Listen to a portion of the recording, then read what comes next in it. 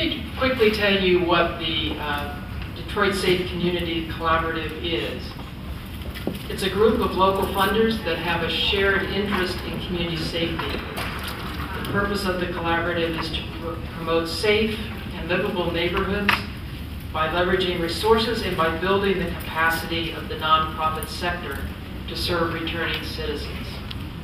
The core members of the collaborative are the Hudson Weber Foundation, the John S. and James L. Knight Foundation, the McGregor Fund, the Kresge Foundation, the Skillman Foundation, and the Community Foundation for Southeast Michigan.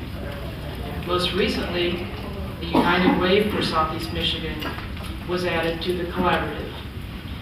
The collaborative supports the efforts of the Michigan Prisoner Reentry Initiative, MPRI, in Wayne County. The Wayne County MPRI is also represented on the collaborative by their local coordinator, Tamala Akins. Representatives from each of these organizations are here today and are very interested in meeting with you. The Community Foundation and the Detroit Safe Communities Collaborative would also like to acknowledge our partnership with the Michigan Department of Corrections in conceptualizing our work with the local MPRI. Everyone here knows that successful prisoner reentry is a critical issue in Detroit and Wayne County. Of the nearly 12,000 people paroled in Michigan prisons annually, more than 30% return to Wayne County. 80% of the Wayne County parolees are Detroit residents. In addition, at a cost of just over $30,000 annually to incarcerate each of Michigan's 50,000 inmates, Michigan expends $2 billion each year on imprisonment. Given these numbers, it's clear that there's a need for the public, private, nonprofit, and philanthropic sectors to collaborate in order to address this issue. This learning series seeks to engage all of us in reaching out to returning citizens to avail them of the needed services and to make our neighborhoods safer as a result. Today we have an outstanding group of presenters. They're listed in your green agenda, which is at your places. And each will be introduced in detail throughout the day. And let me also mention that you'll have an opportunity to provide input during a panel discussion focused on employment issues. In that case, you'll be hearing from employers as well as an employee. Housekeeping. This session is being video recorded, and the information will be used by the collaborative. A quick commercial. The next seminar in this series will highlight the success of individuals who have returned to the community after incarceration and who have been able to make a fruitful transition back into the community by using many of our community resources. So before I turn this over to David Egner, I'd like to acknowledge and thank the Detroit Safe Community Collaborative members, the Wayne County MPRI staff, and the Community Foundation staff who have planned various aspects of today's seminar. Thank you to all of you, and thank you to our hosts here today. So now it's my pleasure to introduce Dave Egner. I'm looking for Dave. There he is, over there. Dave is president and CEO of the Hudson Weber Foundation and is chair of the Detroit Safe Community Collaborative. It's David and Hudson Weber that have been very active on these issues for a long time and really put this collaborative together. I'm very pleased to introduce to you Dave Egner.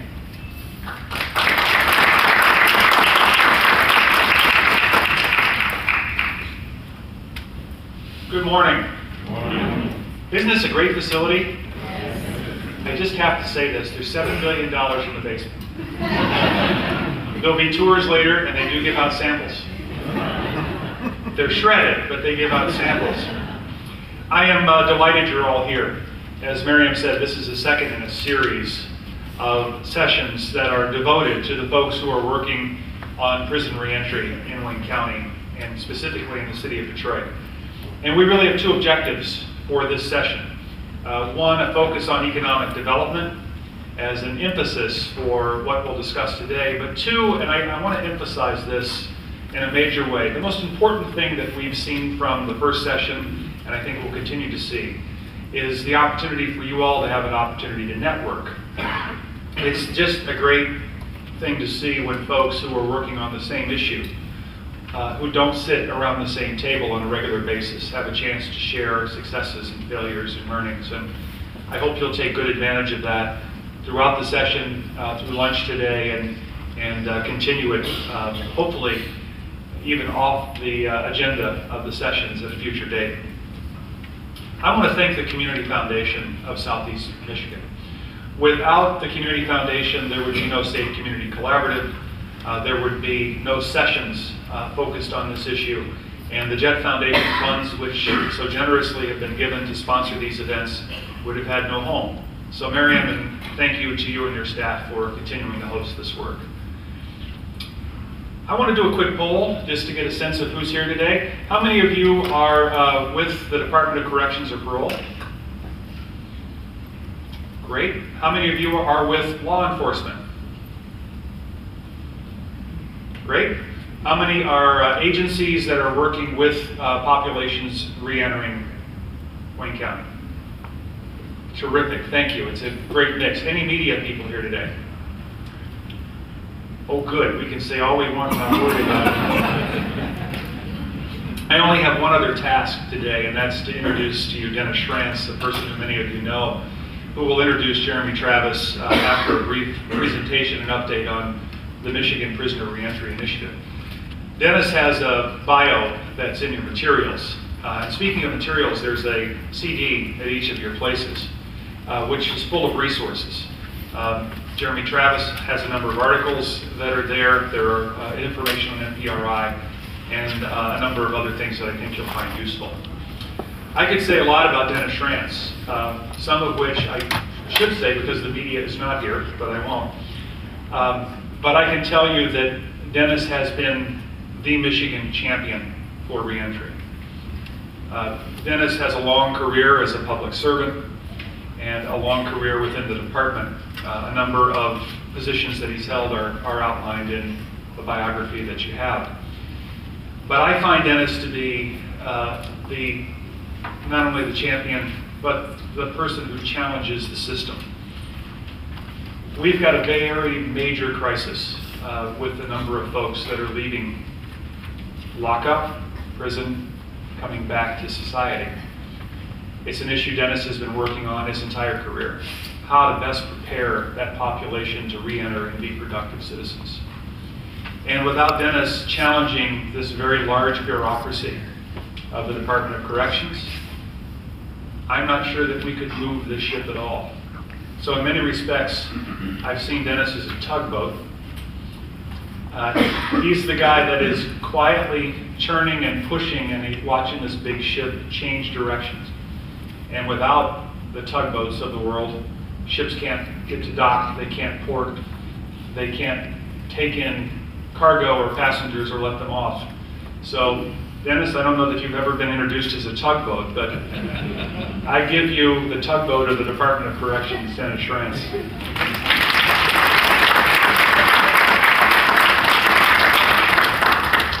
Thank you, Dave, and special thanks to the Community Foundation. What a fabulous event today, and what a great venue. It's actually great to be in a building that actually has more money than the Department of Corrections. So I'm happy. We're trying to change that, obviously. The vision of the Michigan Prisoner Reentry Initiative is very simple. Every prisoner needs to have the tools to succeed when they get out of prison. It's not a complicated vision. Everybody should understand it. Everybody should know it. It should be on the lips of every elected official, every taxpayer, because we spend so much of our money on the Michigan prison system, on the Department of Corrections. And as Mr. Travis will explain in fascinating detail, this is a history that we are all part of, both in the past and in the present and perhaps in the future. The Department of Corrections takes 20 cents of every dollar that goes into the Michigan General Purpose General Fund. It's the largest single draw from the tax base. And with that money, we have historically about 52,000 prisoners, but in many respects, due to the work that's happening in this county and this community and many communities similarly situated across the state, that number for the first time in years has dipped below 50,000 and is now just over 49,000. I haven't checked my emails yet this morning, so I hope that that number sticks for a little while. The reason that we do the work we do is pretty simple, is because we can't afford not to. And we understand now more than ever that if we're to truly reduce crime in our communities, we need to work in some different, fresh, unique ways with the folks that are breaking the law and understand, not only in a sophisticated way, the risk that they actually present to the community, so we're clear about what it takes to manage that risk and reduce that risk, but also be clear about the connection between risk and needs. And how it is very, very clear, what the research shows time and time again, that to the degree that we can effectively work with these individuals on issues of employment, housing, transportation, and critically substance abuse and alcoholism, we will greatly encourage them to no longer commit crimes. And at the heart of this initiative, it is about reducing crime. That is why we're here. Accusations of coddling criminals and hugging a thug type ideas, we don't really hear that anymore across the state. Certainly in the early years that we began this work, under the leadership of Governor Granholm and our Director of Corrections, Patricia Caruso, those were some of the accusations that were made, but now they see with the work that we do, the work that you do, that we're tough. We expect accountability of offenders and of the system, and we're tough because we believe that we've got to use the evidence, the proof, the research about what works, and make that happen in every community in the state. The approach that we take is fairly comprehensive, and when we describe what we do in the Reentry Initiative, how we've changed the way the Department of Corrections does business, how we now have 3 phases of how we work with these individuals, beginning at the day they get into the reception center and working them to assess their risk and identify their needs and make certain that that average 4.5 years that they spend behind bars is productive, rehabilitative. I remember a meeting that I had with a warden who since has become a close friend of mine, who the first time the Director of Corrections at the time, Bill Overton, introduced me to him, and abruptly, as Bill often did, he introduced me to somebody, then he turned around and he left the room and he left us kind of sitting there trying to figure each other out. And the warden says, I've heard a lot about what you've said, and I really agree with that thing that you promote. And I said, which thing is that? He said, well, you know, what is it now? The R thing. And I thought, oh my dear, this man thinks I'm a Republican. He really got me wrong here. And I said, I don't know what you mean. And he said, you know, rehabilitation. And it was kind of a stunning revelation that he had not been thinking about that much. And the reason that that is the case is because that's not the way we ran the Department of Corrections. That's not the type of thinking that we made certain was there when we hired people. And even though to an individual, everyone who works in the Department of Corrections is dedicated to reducing crime and protecting the public, clearly there was a need for expanded thinking about our mission. Because simply protecting the public while they're under our authority or under our lock and key or under our supervision is not nearly enough. We have to reduce crime permanently. We have to protect the public permanently. That means that what we're about is not just protecting the public while they're under our charge, but making certain that we do everything we can so that when they get out of prison, they don't come back, they stay out.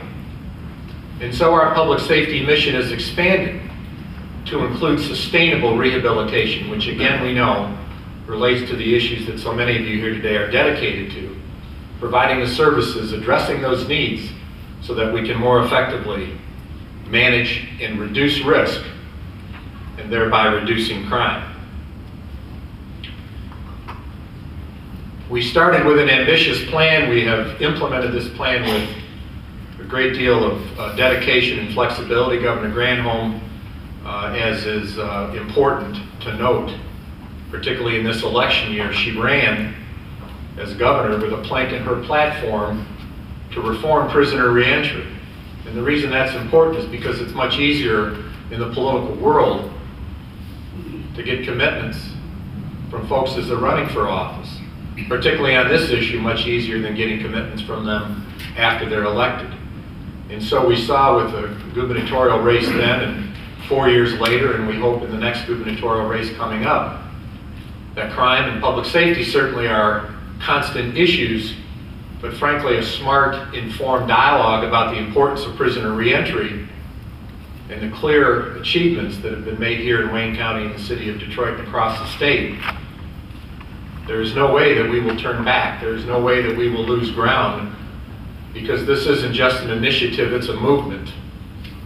And like a lot of movements, we're clear about the reason that we do this work. We have a passion to make certain that we have fewer victims, that we have more successful citizens, we have safer neighborhoods, because we want to, among other things, increase our tax base. We want to make certain that everyone in our community is part of the fabric of society. And frankly, there are very few prisoners I've ever talked to who don't want that for themselves, who don't want to be part of the solution, who do not want to come back. I go to graduations in the prison system, and it's startling every time I see it, where you have hundreds of prisoners, rough-looking guys, 35, 40 years old, looking 45, 55 years old, tattooed and scarred, all dressed in caps and gowns, standing in line, ready to shake hands, receiving the first certificate of accomplishment that they've ever received in their life. Graduates. Absolutely dedicated to the proposition that they won't go back. They won't come back, that they've turned the corner. And yet, when I ask them to reflect on the specificity of their plans and ask them who they're going to hang around with and whether or not they have not just a place to stay, but a place to live, their eyes start blinking and they start thinking. And I ask them at each of these graduations to turn to the person next to them and understand that historically, one of the two of you are coming back. And why is it going to be you? And I don't like to say why is it going to be the other guy, because that's not a good way to inspire motivation, but I ask them specifically to dig deep and to try to determine what's going to make them different, what's going to make them one of the folks that doesn't come back. The Reentry Initiative has been very successful with the 14,000 people we've worked with. 7,000 or so have been released from prison, and instead of 1 out of every 2 coming back, about 1 out of every 3 are returning. So putting that statistic in a positive light, 2 out of every 3 are not coming back to prison within a couple of years. That improvement, very preliminary, is one measure of success, and not the measure of success that we really need when we focus on the fact that reentry is about reducing crime. It's not simply about reducing the number of people who return to prison. We're setting out to change persons' behavior. Arrests and convictions are proxies of that behavior, and those are some of the measurements that we're going to be evaluating in the next couple of years in a very aggressive fashion. And that's required by the stakeholders, the policymakers, the funders, et cetera, who are responsible for helping sponsor this work. So we're moving ahead in a much more aggressive way to evaluate the impact of our work. We have been able to expand the Reentry Initiative as promised statewide within the first 5 years of its planning and implementation. We now have 18 multi-county community sites across the state that cover every one of Michigan's 83 counties. Reentry thus has a presence in every community in the state. And while there's an awful lot of work we can do and must do to improve the quality of the work that we do and fully implement this model, which has been implemented in stages, not in its proper order. So the institutional phase is the phase that we introduced last, and so very difficult for us to explain to some folks that we implemented phase 2, then phase 3, then phase 1. And my conclusion is, if we had it all to do over again, we would have renumbered the order of things, and it would have been 3, 1, 2, and then no confusion would exist. But obviously a daunting task for us is to work on that first phase where we have 14,000 employees, each of which has contact with offenders, each of which must change the way they think about what their job is, and therefore must change the way they interact with offenders. And while certainly surveillance and supervision is critical and one of the most important parts of our job, we also have to change our talking, our thinking, our behavior to center on offenders' success, to be coaches and mentors and guiders rather than simply watchers and arresters. Tail them, nail them, and jail them isn't the way to go. We've learned what's successful with the 2 out of every 4, the 1 out of every 2 folks that we are successful with. And it has to do with relationships and coaching and 2 very important pieces of research. Number 1, the most important thing we can do to reduce crime is make certain that offenders are connected with supportive and sustainable family relationships. And we need to put family in quotes because it's not just about blood relatives, many of whom are the victims of the crimes that were committed. Many of those bridges being burned, they will never be rebuilt. And so we have to create and work with prisoners throughout their prison state to help build new families, mentors, friends, relatives, anybody that we can think of who can provide a model for pro-social activity, a model for positive interaction, and an opportunity to do things that folks in the free world who are crime-free do with their free time. Research shows that it's very critical to make certain that upwards of 70% of moderate to high-risk former prisoners' times are engaged in pro-social activities. Most of us here engage 100% of our time in pro-social activities. Offenders don't have, many of these former prisoners don't have that experience, and they don't know what to do with their time, and as a result they go to the same places they've always gone. They hang with the wrong people, and peer pressure and support is probably the single most difficult challenge that we face, because we cannot supervise and be with offenders and hold their hand 24 hours a day. In the city of Detroit and Wayne County, you've spearheaded here some of the most important thinking and activity related to offender success. And with the thinking and planning that's been done in partnership with the Community Foundation and all the various partners at the table, law enforcement, prosecutors, judiciary, human service providers, you've created one magnificent laboratory of opportunity here and are testing out the best ways to deliver services. Very difficult, very challenging, very daunting facts. And around the issue of employment, which much of today's discussion is going to be centered around, you've learned several things and you're putting them into motion. Number 1, people have got to have, as former prisoners, a good, strong resume that proves that they have meaningful work experience and they have a proven work ethic. It's the only reason that employers want to hire people. Doing good and helping people is all fine and good, but at the end of the day, it's about the bottom line. And in today's economy, with the difficulties we have with unemployment, you can imagine that the folks who have got yes marked after a felony conviction are certainly not going to make it to the front of the list. And so they have to be presented not as former prisoners, but as good potential employees with a strong work ethic. And you're doing that here with much of your work in your transitional jobs. We also realize, as I mentioned a moment ago, that the employment to be sustained has to be dedicated to a daily review of one simple question for every former prisoner. Is there anything going on in your life that's going to hinder you from reporting to work tomorrow? Whatever it is, let me know about it. Let's work on it today. it gets back to those two pieces of research. One, about the families that I mentioned, and second, the fact that we know we will reduce crime to the extent that former prisoners are engaged in the human service delivery network so that their needs are addressed relative to alcoholism, drug addiction, transportation, housing, etc. And then thirdly, the lesson learned about employability and sustained employment is that we have to have connections between former prisoners and mentors and guiders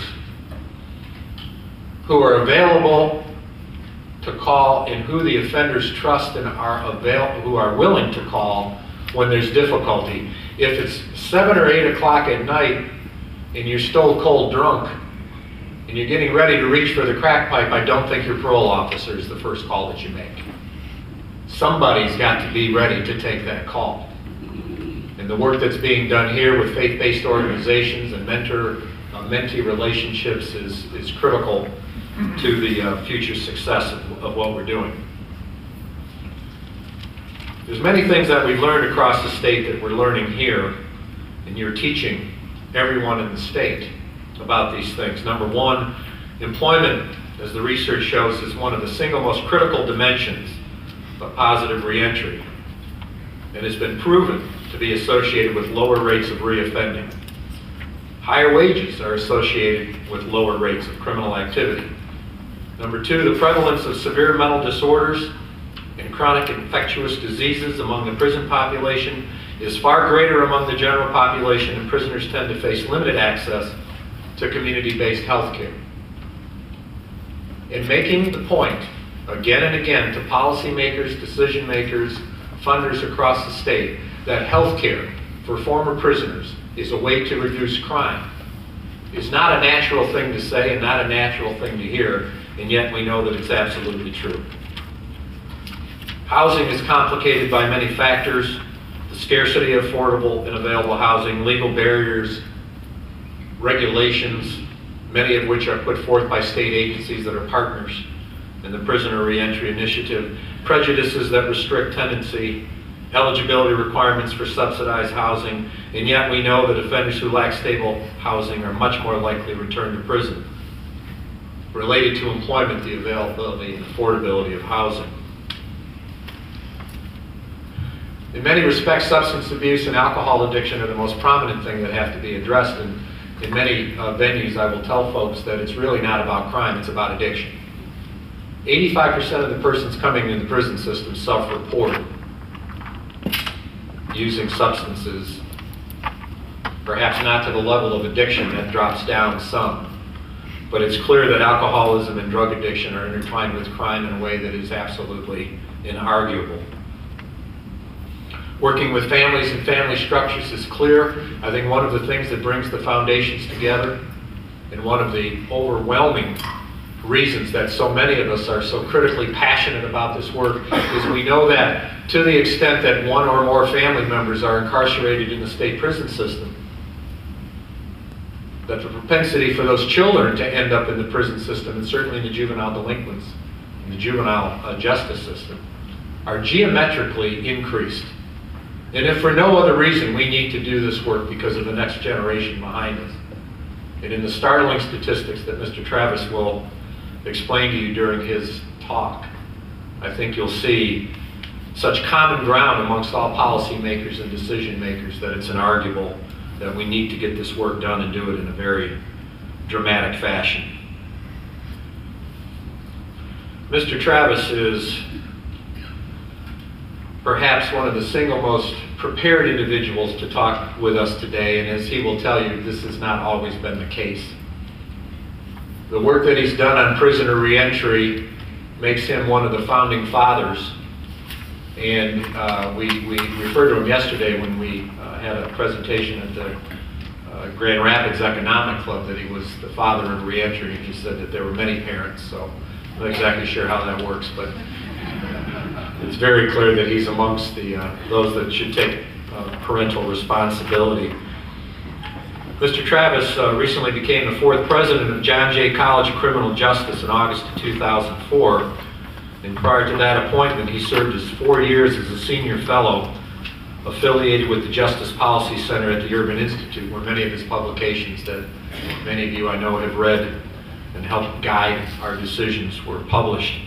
From 1994 to 2000, Mr. Travis directed the National Institute of Justice, the research arm of the U.S. Department of Justice. He was nominated by President Clinton, confirmed by the Senate, and it's absolutely clear for those of us who worked with him those years that he invigorated the agency and managed the growth of their budget from $25 million to $120 million because the federal government recognized the importance of defining the evidence that helps us change public policy. And in that regard, he's a true American hero to us. Prior to his service in Washington, Mr. Travis had law enforcement experience as he was Deputy Commissioner for Legal Matters for the New York City Police Department from 1990 to 1994.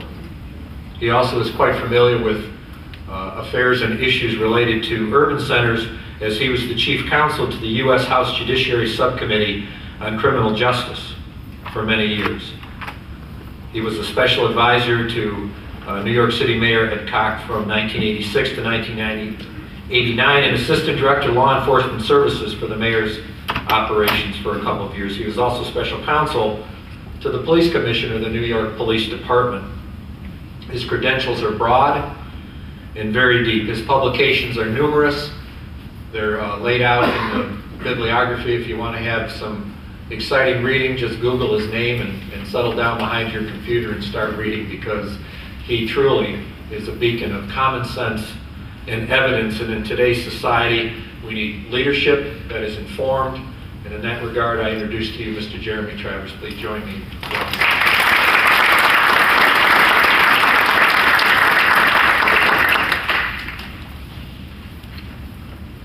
So good morning, everybody. Good morning. And let me also welcome you here, even though I'm not from this area. It feels like we're among friends, among family, so it's nice to be with you this morning.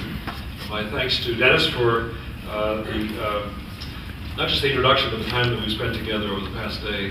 We're very much kindred spirits in this work that we do, and it's nice to find people of like minds and doing the important tugboat work that he's doing here in Michigan.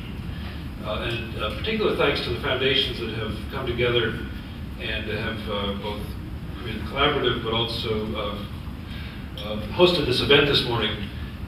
There's a role in American society for philanthropic institutions that isn't often underappreciated, and that role is sometimes to do that which is sort of counter-trend, as it were. And the work that foundations have done over the past 10 years or so, supporting prisoner reentry initiatives, has been a stellar example, in my view, of the philanthropic community coming together and saying, there's something going on in our country. We're not certain exactly its origins or how we got here, but we are certain that this is damaging to our society and our democracy, and that the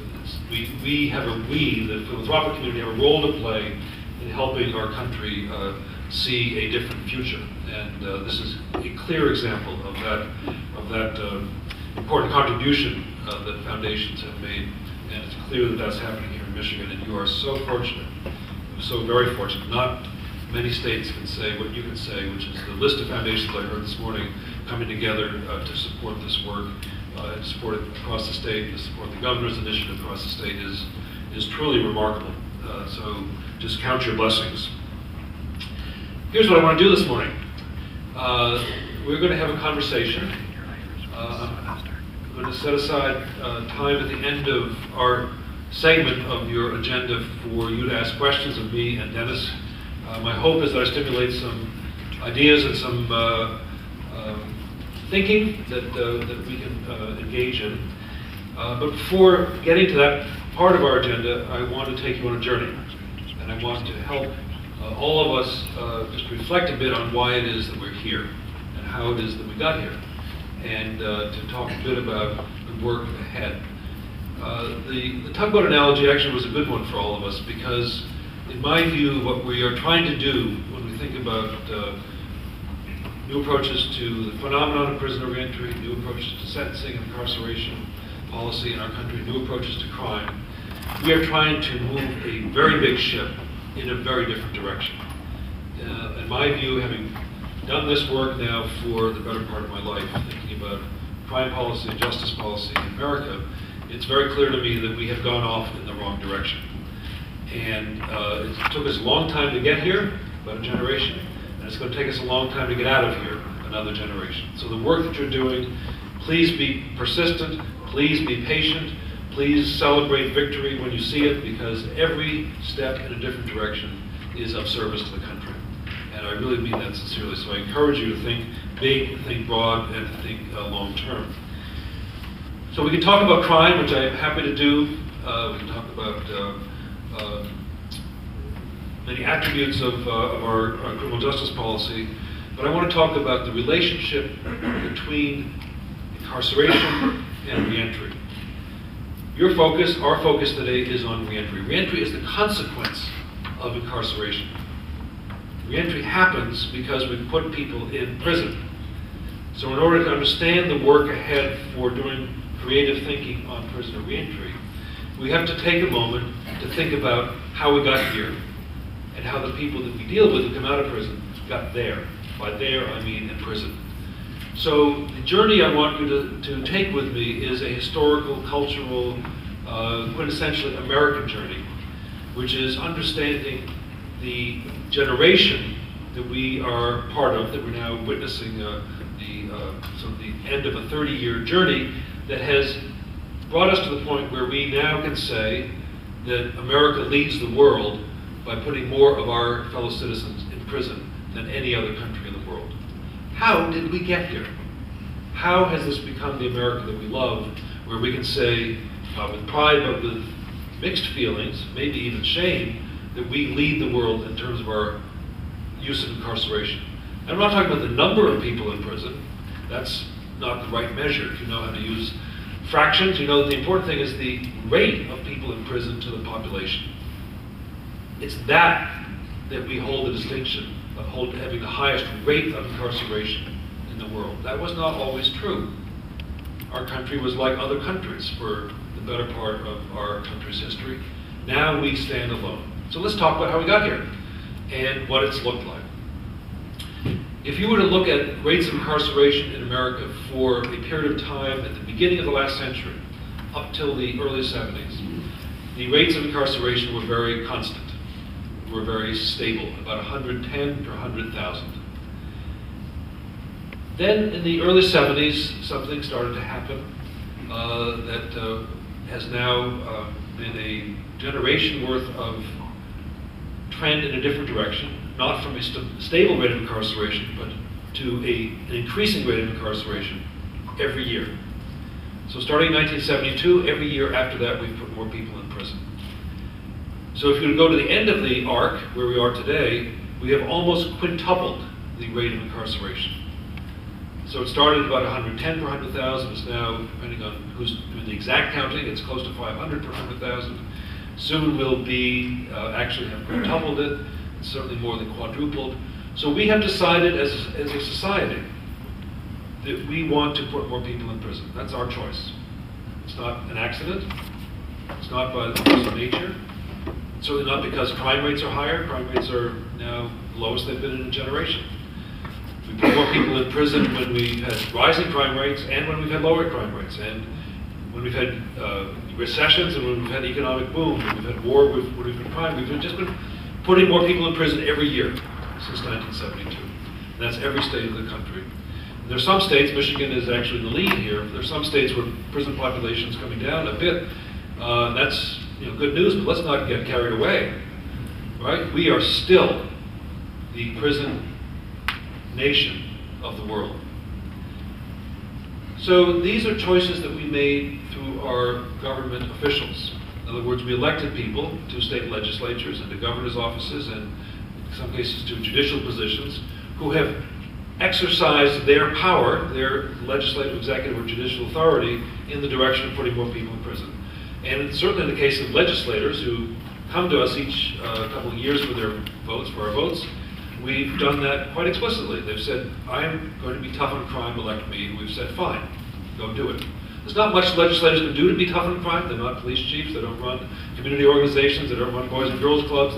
Not much they can do to be tough on crime except to raise punishment. So that's what they've done. And we've asked them to do it, and they followed our bidding. And our Congress has done it as well. The federal system is growing faster than any state system in the country. So we now stand apart from the rest of the world in terms of our rate of incarceration. So when we talk about reentry, we have to start with the recognition that reentry is a consequence of incarceration. The definition, when I started this work in 1999, we spent some time when I was at NIJ, do you know the story of how this all got started? Let me just tell you a little personal story. I worked for Attorney General Janet Reno for 6 wonderful years in the Clinton administration, and she called me and a colleague of mine aside after a meeting on a very different topic, on counterterrorism actually, and she said to us really out of left field, Jeremy and Lori as well, Robinson, what are we doing about all the people coming out of prison? And my answer to her was, I don't know, Ms. Reno. And in her very abrupt way, she said, get back to me in 2 weeks with a better answer. Yes, ma'am. So we got to work. And we said we have to help the Attorney General answer the question, a very important question about what are we doing about all the people coming out of prison. And the first question was, how many are there? And embarrassed as I was at the time, and still embarrassed, I didn't know the answer to that question. Here I was head of the research arm of the Justice Department. I didn't even know how many people were coming out of prison each year. Nor did my colleagues. It was not a number we focused on.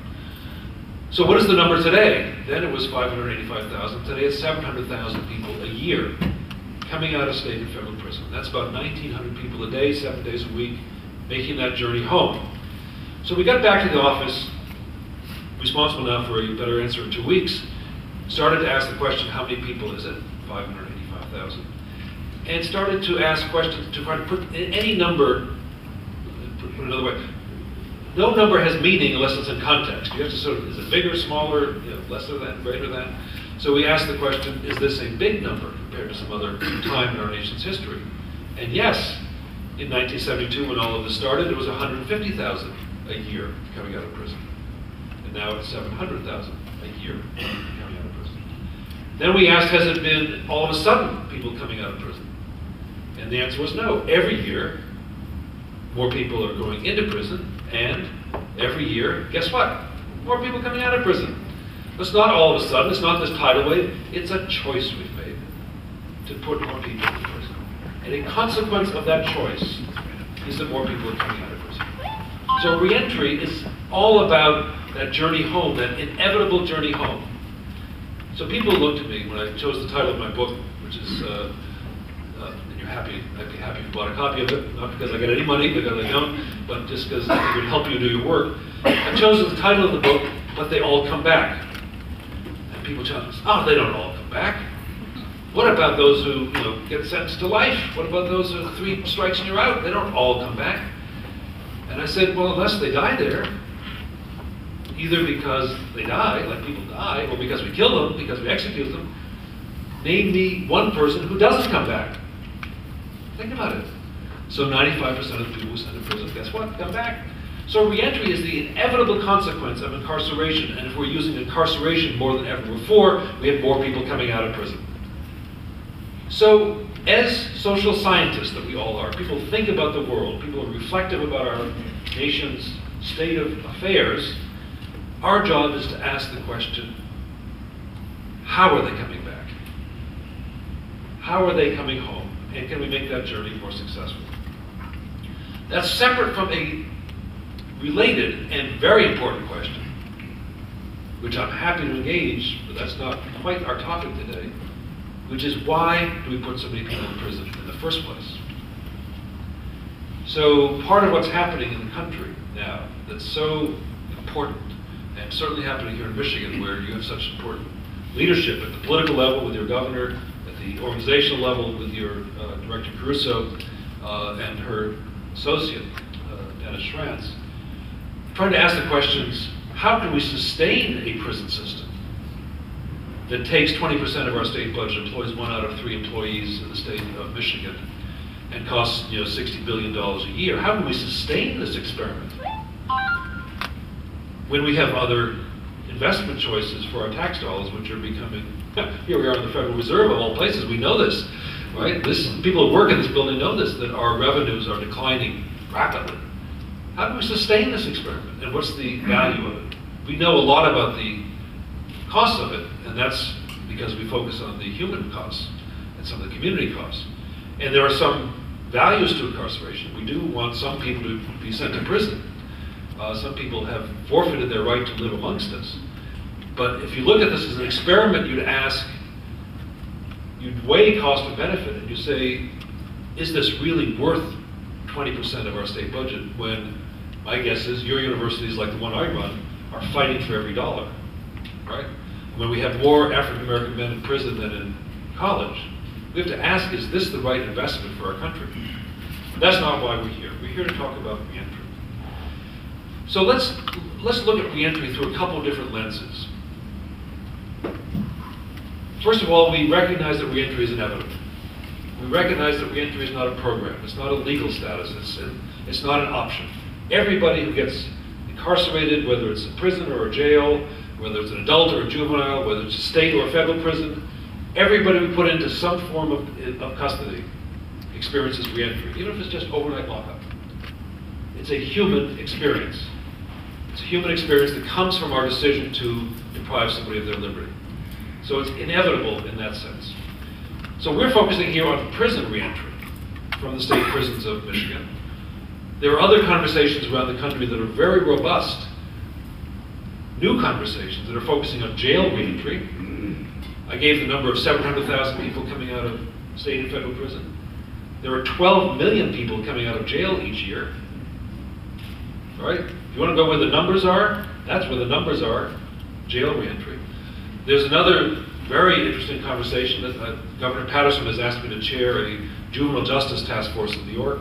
We're focusing on juvenile reentry. So we can think about reentry, if we have this broad definition, as having a number of applications, but here we are focusing on prison reentry in Michigan. So we start with this realization that it's inevitable. If it's inevitable, we should start thinking about it on day one. So it's nice to see the people here from corrections, because your job is to start thinking about this inevitable journey the first day you take custody of somebody. And I know that you're doing a lot of work. I had dinner last night with some of your colleagues. You're doing really important work in this Department of Corrections to think about what it means to retool all of your operational procedures and policies and ways of thinking about your work, to align them with the inevitable result of incarceration, which is that people go back. That is such an important redefinition of the mission of corrections in this country. You're not alone. There are other departments that are doing it, but you're at the forefront. Because what you're in essence saying is that you are willing to take responsibility for a larger social consequence of incarceration, which is the consequence of the returned citizen. We're willing to say it's more than custody. It's more than providing health care in prison. It's more than making sure people don't hurt themselves or others. That you are willing to take a broader social responsibility for the consequence of incarceration, which is that people return home. You realize how big that is and how profound that is? So to the extent that you're thinking about that and grappling with it and saying this is our broader definition of our mission, you're doing really important work. You are redefining a profession in this country. It's the most difficult stuff that I've seen. I have enormous respect for people in the corrections profession, and particularly those who have embraced this larger mission to say, we have our responsibility to the public extends beyond the walls of our institutions. And I'm not talking just about parole, I'm talking about the consequence of incarceration for when people go home. So it starts, if it's inevitable, then it starts on day one. And everything gets realigned to to improve the chances of success when somebody's released. So reentry doesn't start at the prison door. Reentry starts while somebody's in custody. So if you do that realignment, and you do it seriously, you start thinking very differently about everything that happens in prison. You start thinking about the sequencing of interventions. What's the right time to work on a GED? What's the right time to work on anger management? What's the right time to think about employment and the sequences of employment?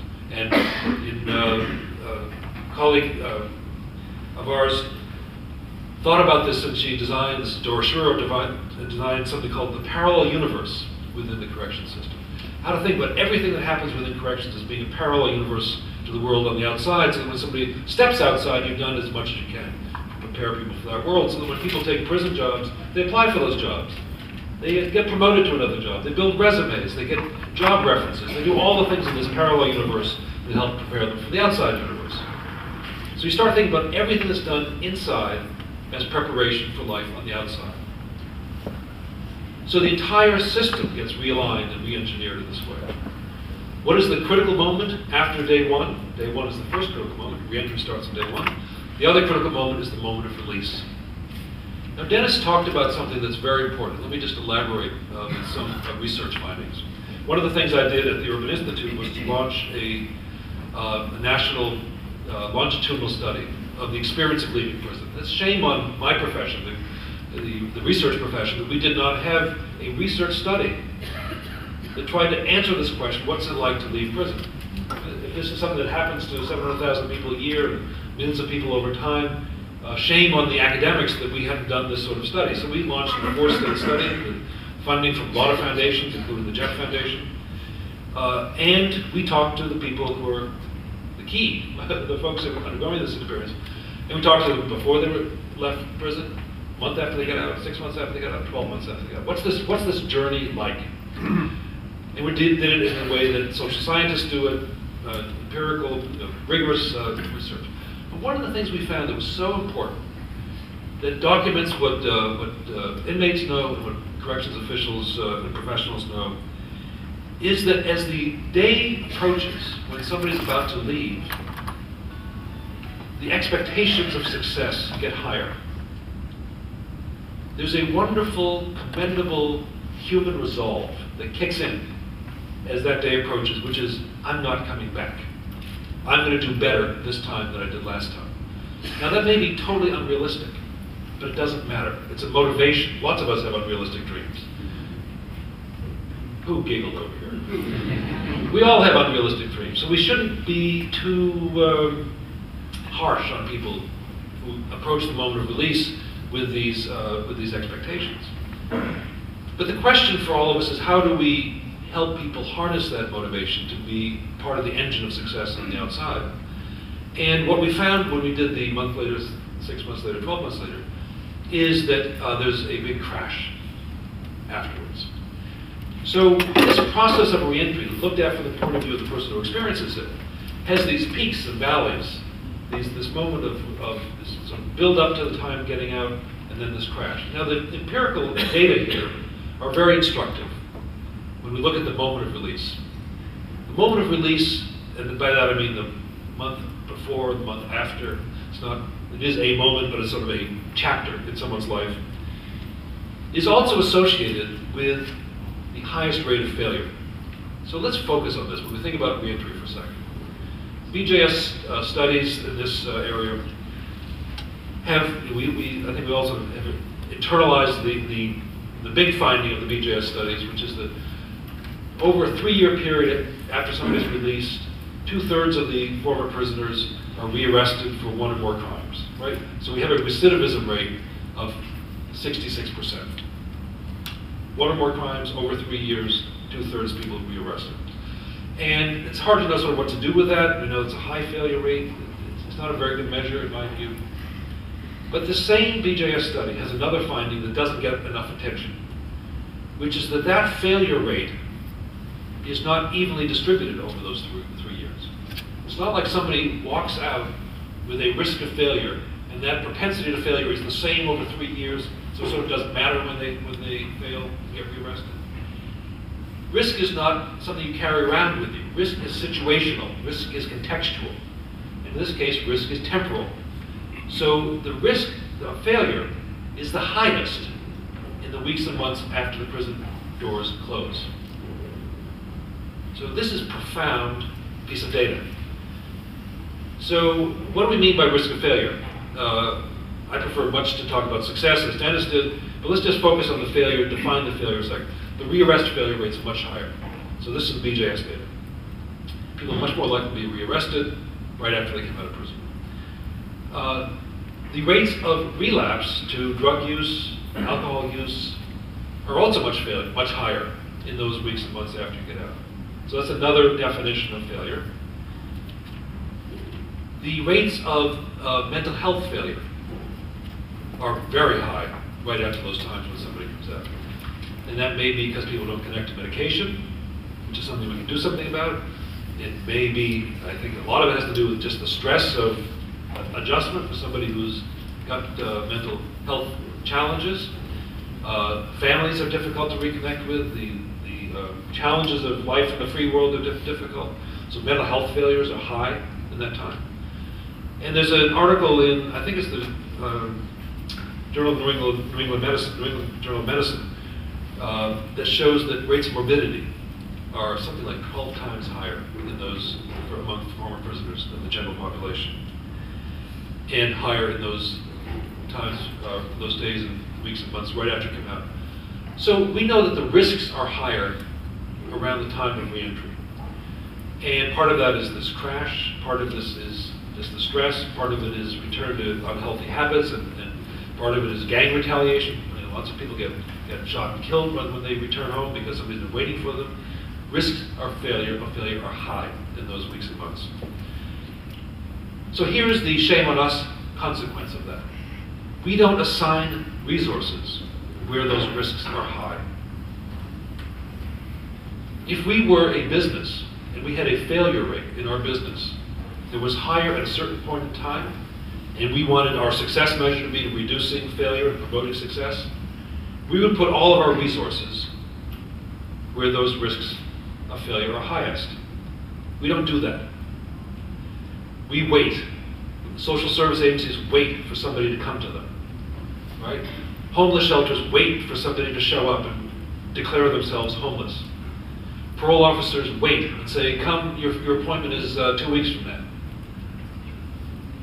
So one of the challenges that I want to lay on the table here is for us to align our resources with the risk, and to think very differently about how we provide our social services, how parole does its work, how the faith institution does its work. And if we aligned our resources where the risk is highest, we would do our work very differently, in my view. And the tabletop exercise that I would challenge you to do is to take the next 100 people coming back to Detroit and do everything you can to reduce their rate of failure over their first 90 days. Make that a group exercise. You see how different that is from the way we do our work?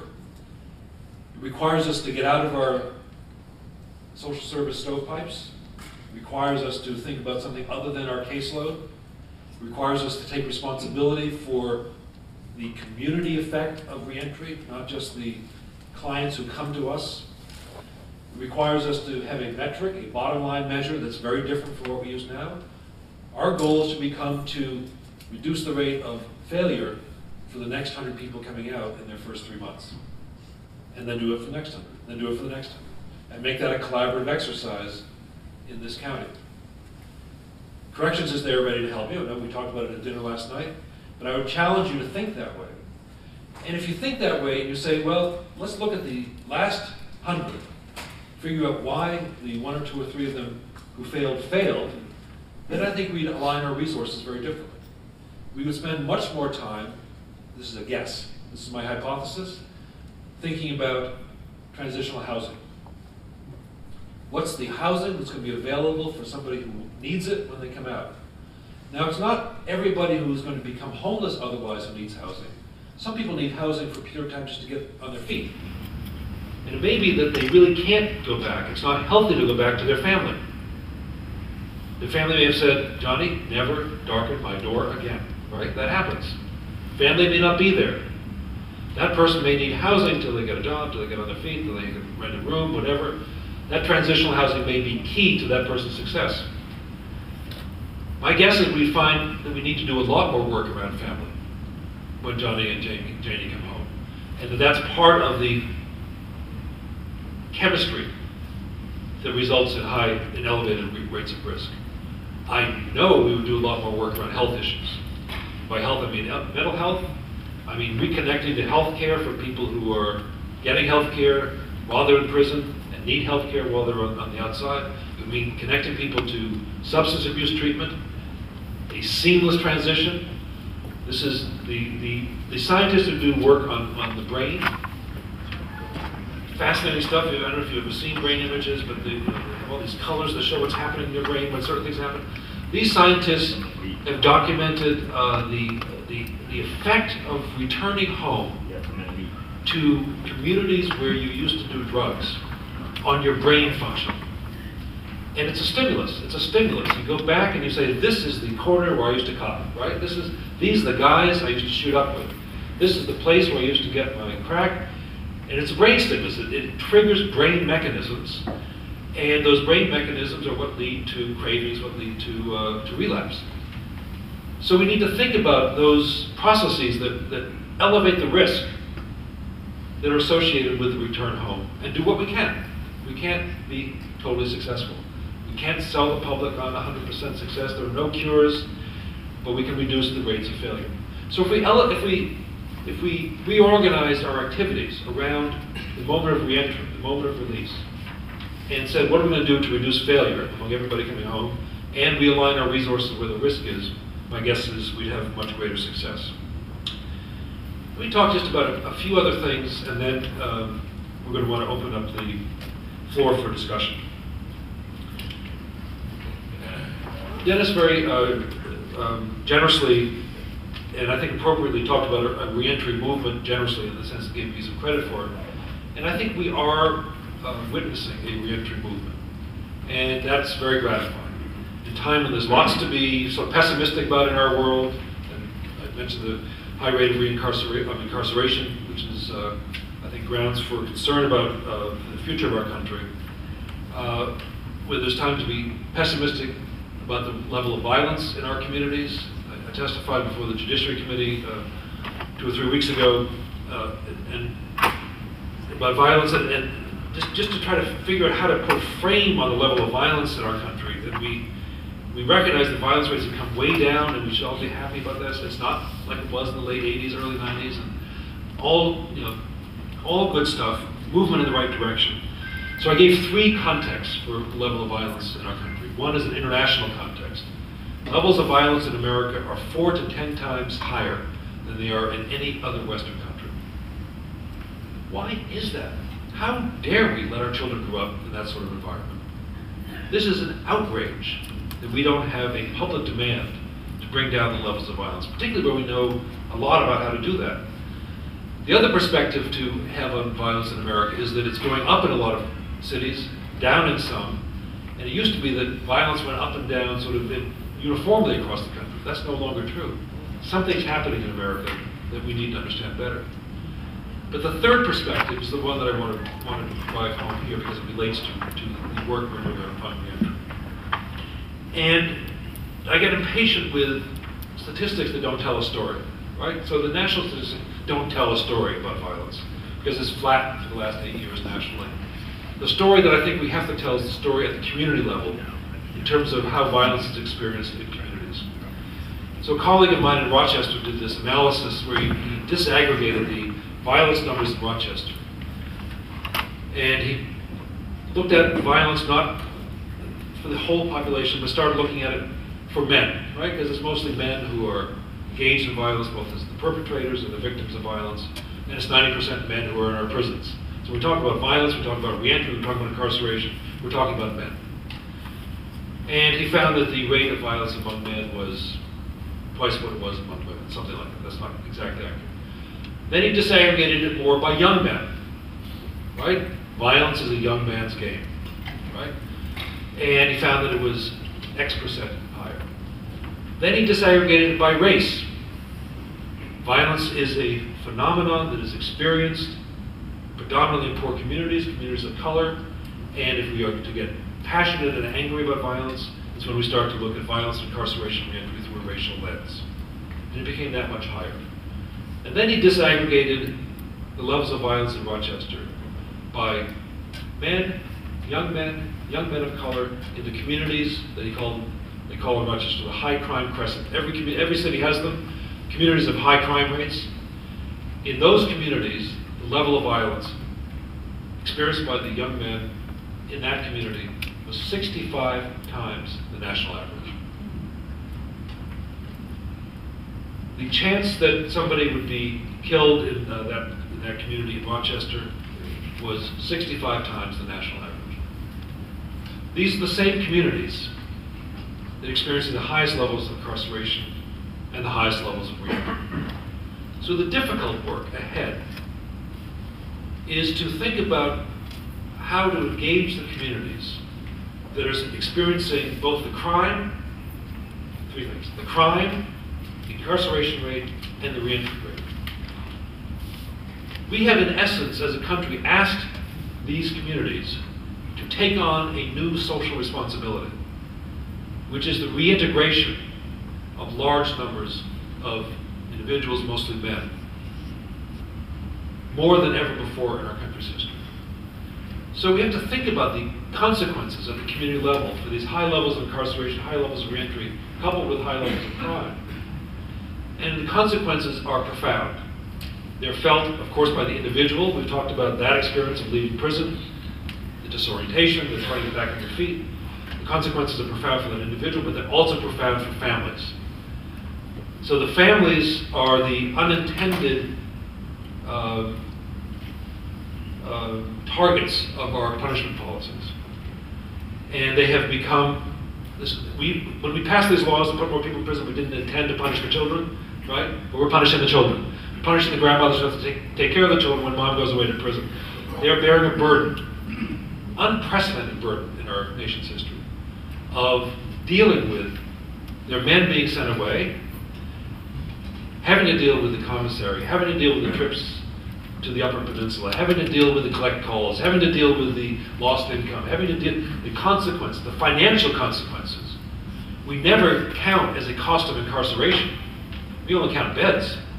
But the financial consequences in these communities are profound. There's a colleague of mine who has looked at the processes of the intergenerational transfer of wealth and looked at the impact of incarceration upon those processes in the African American community in particular, and has this long-term projection that's very troubling about how wealth is not being accumulated, savings are not being accumulated, earnings are not being kept, because so much of it is now going to pay the cost of incarceration. So families are affected in ways we've never experienced before. Labor markets are affected in ways we've never experienced before. So here's another statistic to take home with you. The economists who look at this phenomenon of incarceration and reentry have calculated the effect on earnings of people who have been in prison. And we know it's hard to get a job, but we also know that most people, when they get out of prison, get jobs at about the same level they had jobs before they went to prison. It's not great, but they don't get the same jobs. They don't get the job opportunities. They don't get the advancement. They don't get the wages. So the long-term consequence of having spent time in prison is that your earnings are decreased by 10 to 30% for the rest of your life. Now we know that crime, as I said, is a young man's game. So we're talking about 60-year-old men who have been in prison when they were 20, and their earnings are 10 to 30% less for the rest of their work life. Their families are affected. So we have to reverse that. We have to figure out a way to reverse that. We also know that things have gotten worse since those studies were done, in that more people go into prison, criminal records are now electronically available, employers are shy, hesitant, sometimes downright discriminatory against this group of potential employees. There's a study done by Diva Pager at Princeton that shows that if you send out two individuals to apply for the same job, they have the same fictitious resume, but they have the same basic resume. And one of them honestly says, I have a criminal record. The other one honestly says, I don't. And so that's right on the resume. Guess what? A white applicant without a felony conviction has a better chance of getting a job than an African American applicant with a felony conviction. I'm sorry, without, other way around. Delete that, not on the tape. A white applicant with a felony conviction, looking for a job, same resume, has a better chance of getting called back and getting a job than an African American applicant with no felony record. Add the felony record, take off another 40% likelihood of getting called back if you're black. So that's the double whammy. That's the double whammy, because we now have in our country this other statistic to take home, that a African American man today has a 30% chance in his life of spending at least 1 year in prison. And I'm not talking about being arrested, I'm not talking about being stopped and frisked, I'm not talking about having a juvenile record, I'm not talking about even a felony conviction with no prison time. A 30%, 1 in 3 chance of spending at least a year in prison. So what we have done, intentionally, over the last generation, has been to create a prison system and a criminal justice policy that has resulted in significant harm to communities of color in our country. And they now suffer the triple burden of high crime rates, high incarceration, and high reentry rates. So all of this leads me to thinking about how do we get out of here? How do we sort of reverse these trends? And we can do a lot of work, if we're brave, on the issue of punishment policy. Why do we put so many people in prison and for so long? Did you know that your state, by the way, has a length of stay, average length of stay for people in prison that's 50 months, and the national average is 38? You got to talk to your legislature. So we put more people in prison for a longer period of time. We can talk about that, but we're here talking about reentry. So the wonderful thing about the reentry movement is that there's this buzz, there's this very pragmatic buzz about finding different ways to try to ameliorate some of these realities. So the topic of this conference is economic impact, right? So I've talked about the economic impact on your budget, on lifetime earnings, on family budgets, right? On the community wealth, on the gross domestic product of poor communities, which are being depressed by our imprisonment policies every day, long term. Not something we thought of when we decided to put more people in prison, but it's a consequence of what we've done. So in the reentry movement, there's this very interesting little sort of fledgling discussion that's starting to get some steam. And it is to say, is there a social responsibility? By that I mean that all of us are willing to sort of take on to reverse the trends and to provide employment for people when they come out of prison. So what would this look like? It's called the prison to work idea. And the idea is something like this, that when people come out of prison, one of the things that we should do is to make sure that if they're able to work and it's sort of the right thing for them to do, in other words, it's not something that's more important, they should be provided with employment. So in New York, it may be happening today, so there's no press here, but our mayor may be announcing it today. But we have launched something called the New York City Justice Corps. We're not the first to do this. There are other cities that have done it, and it's all, I give all credit here to a colleague of ours who died recently, very tragically, named Dennis Maloney, who pioneered this work in Oregon. The Civic Justice Corps, or we call it the New York City Justice Corps, is this very simple idea of transitional employment. Now I know there's something like that here in Michigan, but this is transitional employment in a justice context. So it's a justice corps. So the idea is to take communities where there's lots of men coming back, and I always say men because I just have to drive that point home. We're talking about the men in our community, although obviously women are in prison too. And say we want to provide transitional employment for those who are ready and able to work. And the transitional employment would be combined with some other sort of social service work that needs to be done, perhaps on drug treatment or other things, or educational work. And it would be a corps, it's a justice corps. People are working together in small teams, supervised by a team leader.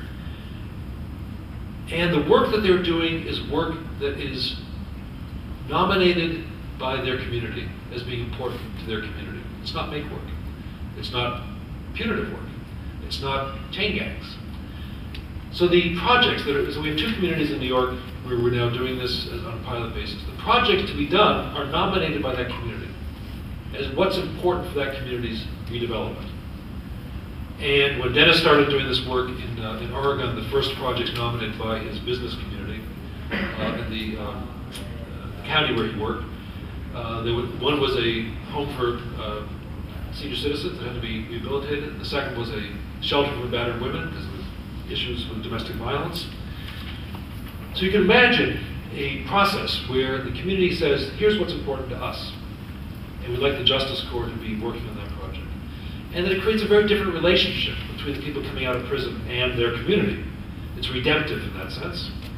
It's very public, which I think is important for all of us to recognize that we put people away, they come back, and we have an obligation to welcome them home and help them be successful. It's very public. When Dennis started doing this work in Oregon, every time he opened a new facility, and a lot of this was sort of rehab work, he did it with the cameras rolling, with the press in attendance, and he created a long line of all the probationers and parolees who were doing this work, and they would, with the cameras rolling, pass a key from one to the other, to the other, to the other, to the other, and then give it to the owner as the last person to get it. Owner gets the key to his or her new home or facility or a nonprofit that's running it.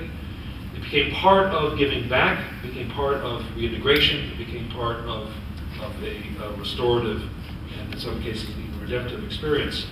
But it's also an employment program.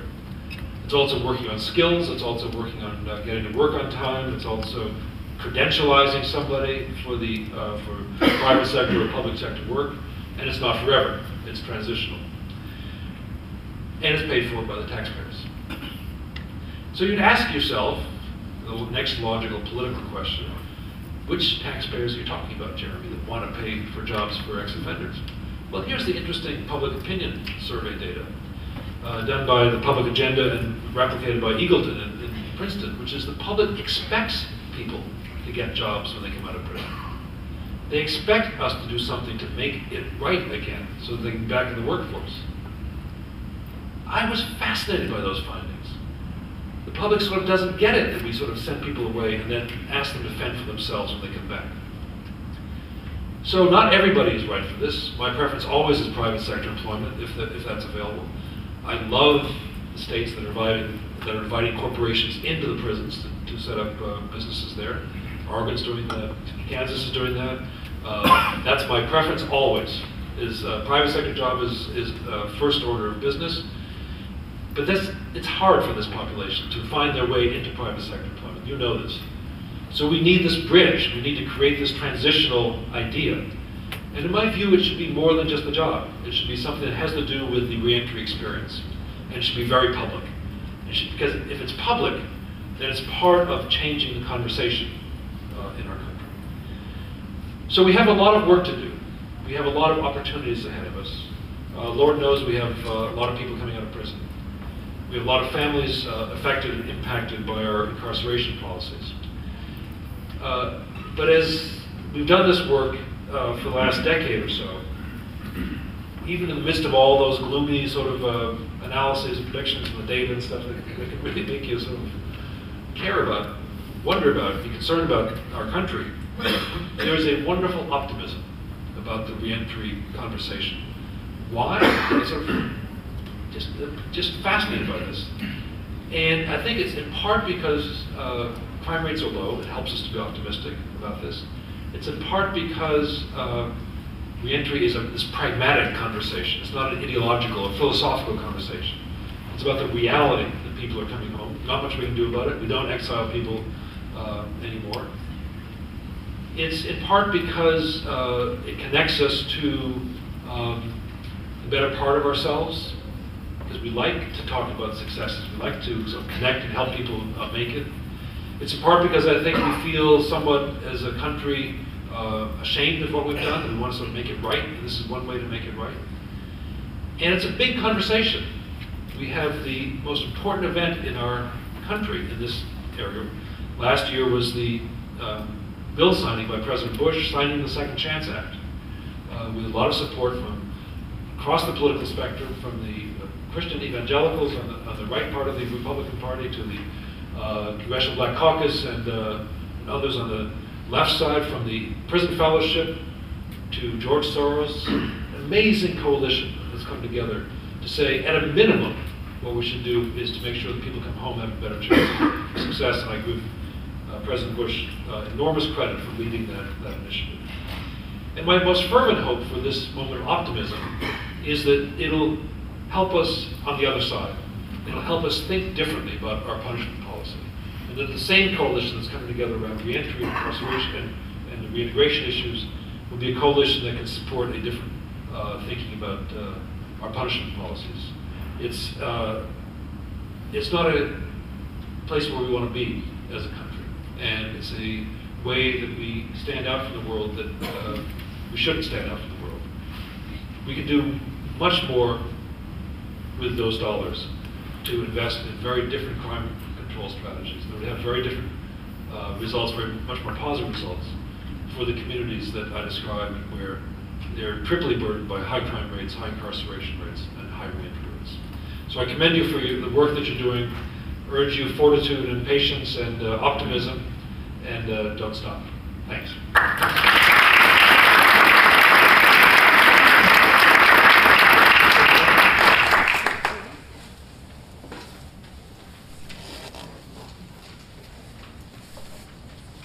Jeremy Dennis, thank you. We've got about 20 minutes for questions.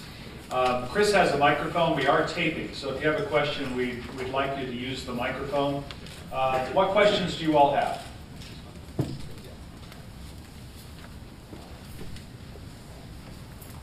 One over here, Chris. Tom? Yep.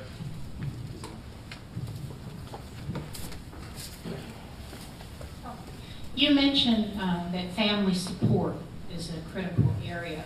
I was wondering if you could identify the one or two issues in particular that researchers found that prisoners reentering face, and also identify the strategies that have been used to help them successfully address those issues. Not the one where, never darken my door again. I don't know if that's realistic to think we can address that one. So families are important, and that may sound sort of self-evident. Families are important to all of us. I think all of us count our family members as part of our support network. So it shouldn't be a surprise that families are important to people coming out of prison. And I think we have, even though that's a sort of obvious reality, I think we have not taken advantage of that opportunity or that obligation to work with families when we think about reentry. So this is very fertile ground, I think, for some good creative and new work. Whenever we think about reentry, we have to just recognize that the experience of leaving home, going to prison, coming back is a highly disruptive, unique, in many cases, I'd say most cases, damaging experience. And it's very disruptive of the flow of family relationships. So the first task in thinking about how to engage family is to promote a conversation within the family about the reality that mom or dad or brother, sister, uncle, aunt is coming home. Because that conversation is the place where those realities and those tensions and those understandings, misunderstandings, fears, concerns, those get put on the table. When I did some work in Baltimore for a while with a group called the Reentry Partnership, and they employed as part of their coalition, one of the groups that was at the table was the local, I think it was called Community Dispute Resolution Center or something like that. They had never done work on reentry before, but they'd done a lot of work on disputes and mediation techniques and working on various conflicts within the community. So as a sort of outsider, they came to the table, and it was fascinating the work they did because a lot of it was with families. So I think the first thing you have to realize is there's a lot of conflict, there's a lot of apprehension. Family members may have expectations that are also unrealistic. And so if you have the ability through a church or through a family welfare organization or through some other social service setting to promote that conversation before the guy leaves prison, that's the first thing you got to do. But then realize that there are lots of ripple effects. There are potentially issues with children that are quite profound. The son who was 6 when dad went to prison and is now 10 when he comes home has had more than, not quite half his life, but has had a good chunk of his life the dad in prison, and that's a formative experience. And so dad may come home thinking it's the same 6-year-old kid, and it's not, even though they've had visitation. So the family engagement, the ripple effects extend into the educational system. There may be things that happen in school that teachers need to be aware of. A lot of kids are placed in foster care when mom is sent away to prison. There are intergenerational issues. Maybe the grandmother was taking care of the kids when mom was in prison.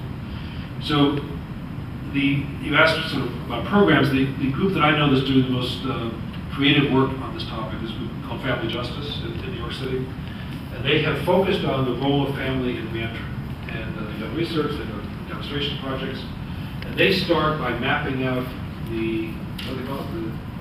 The ecosystem, or something like that, all the family relationships, to find the positive influences in those family relationships, and to be frank about the potential negative influences in those family relationships, and go through that with the family unit. If I may add to that as well, the work that Family Justice is doing, they're doing some of this work in Michigan. We recently were approached by them to see if we could pilot test this.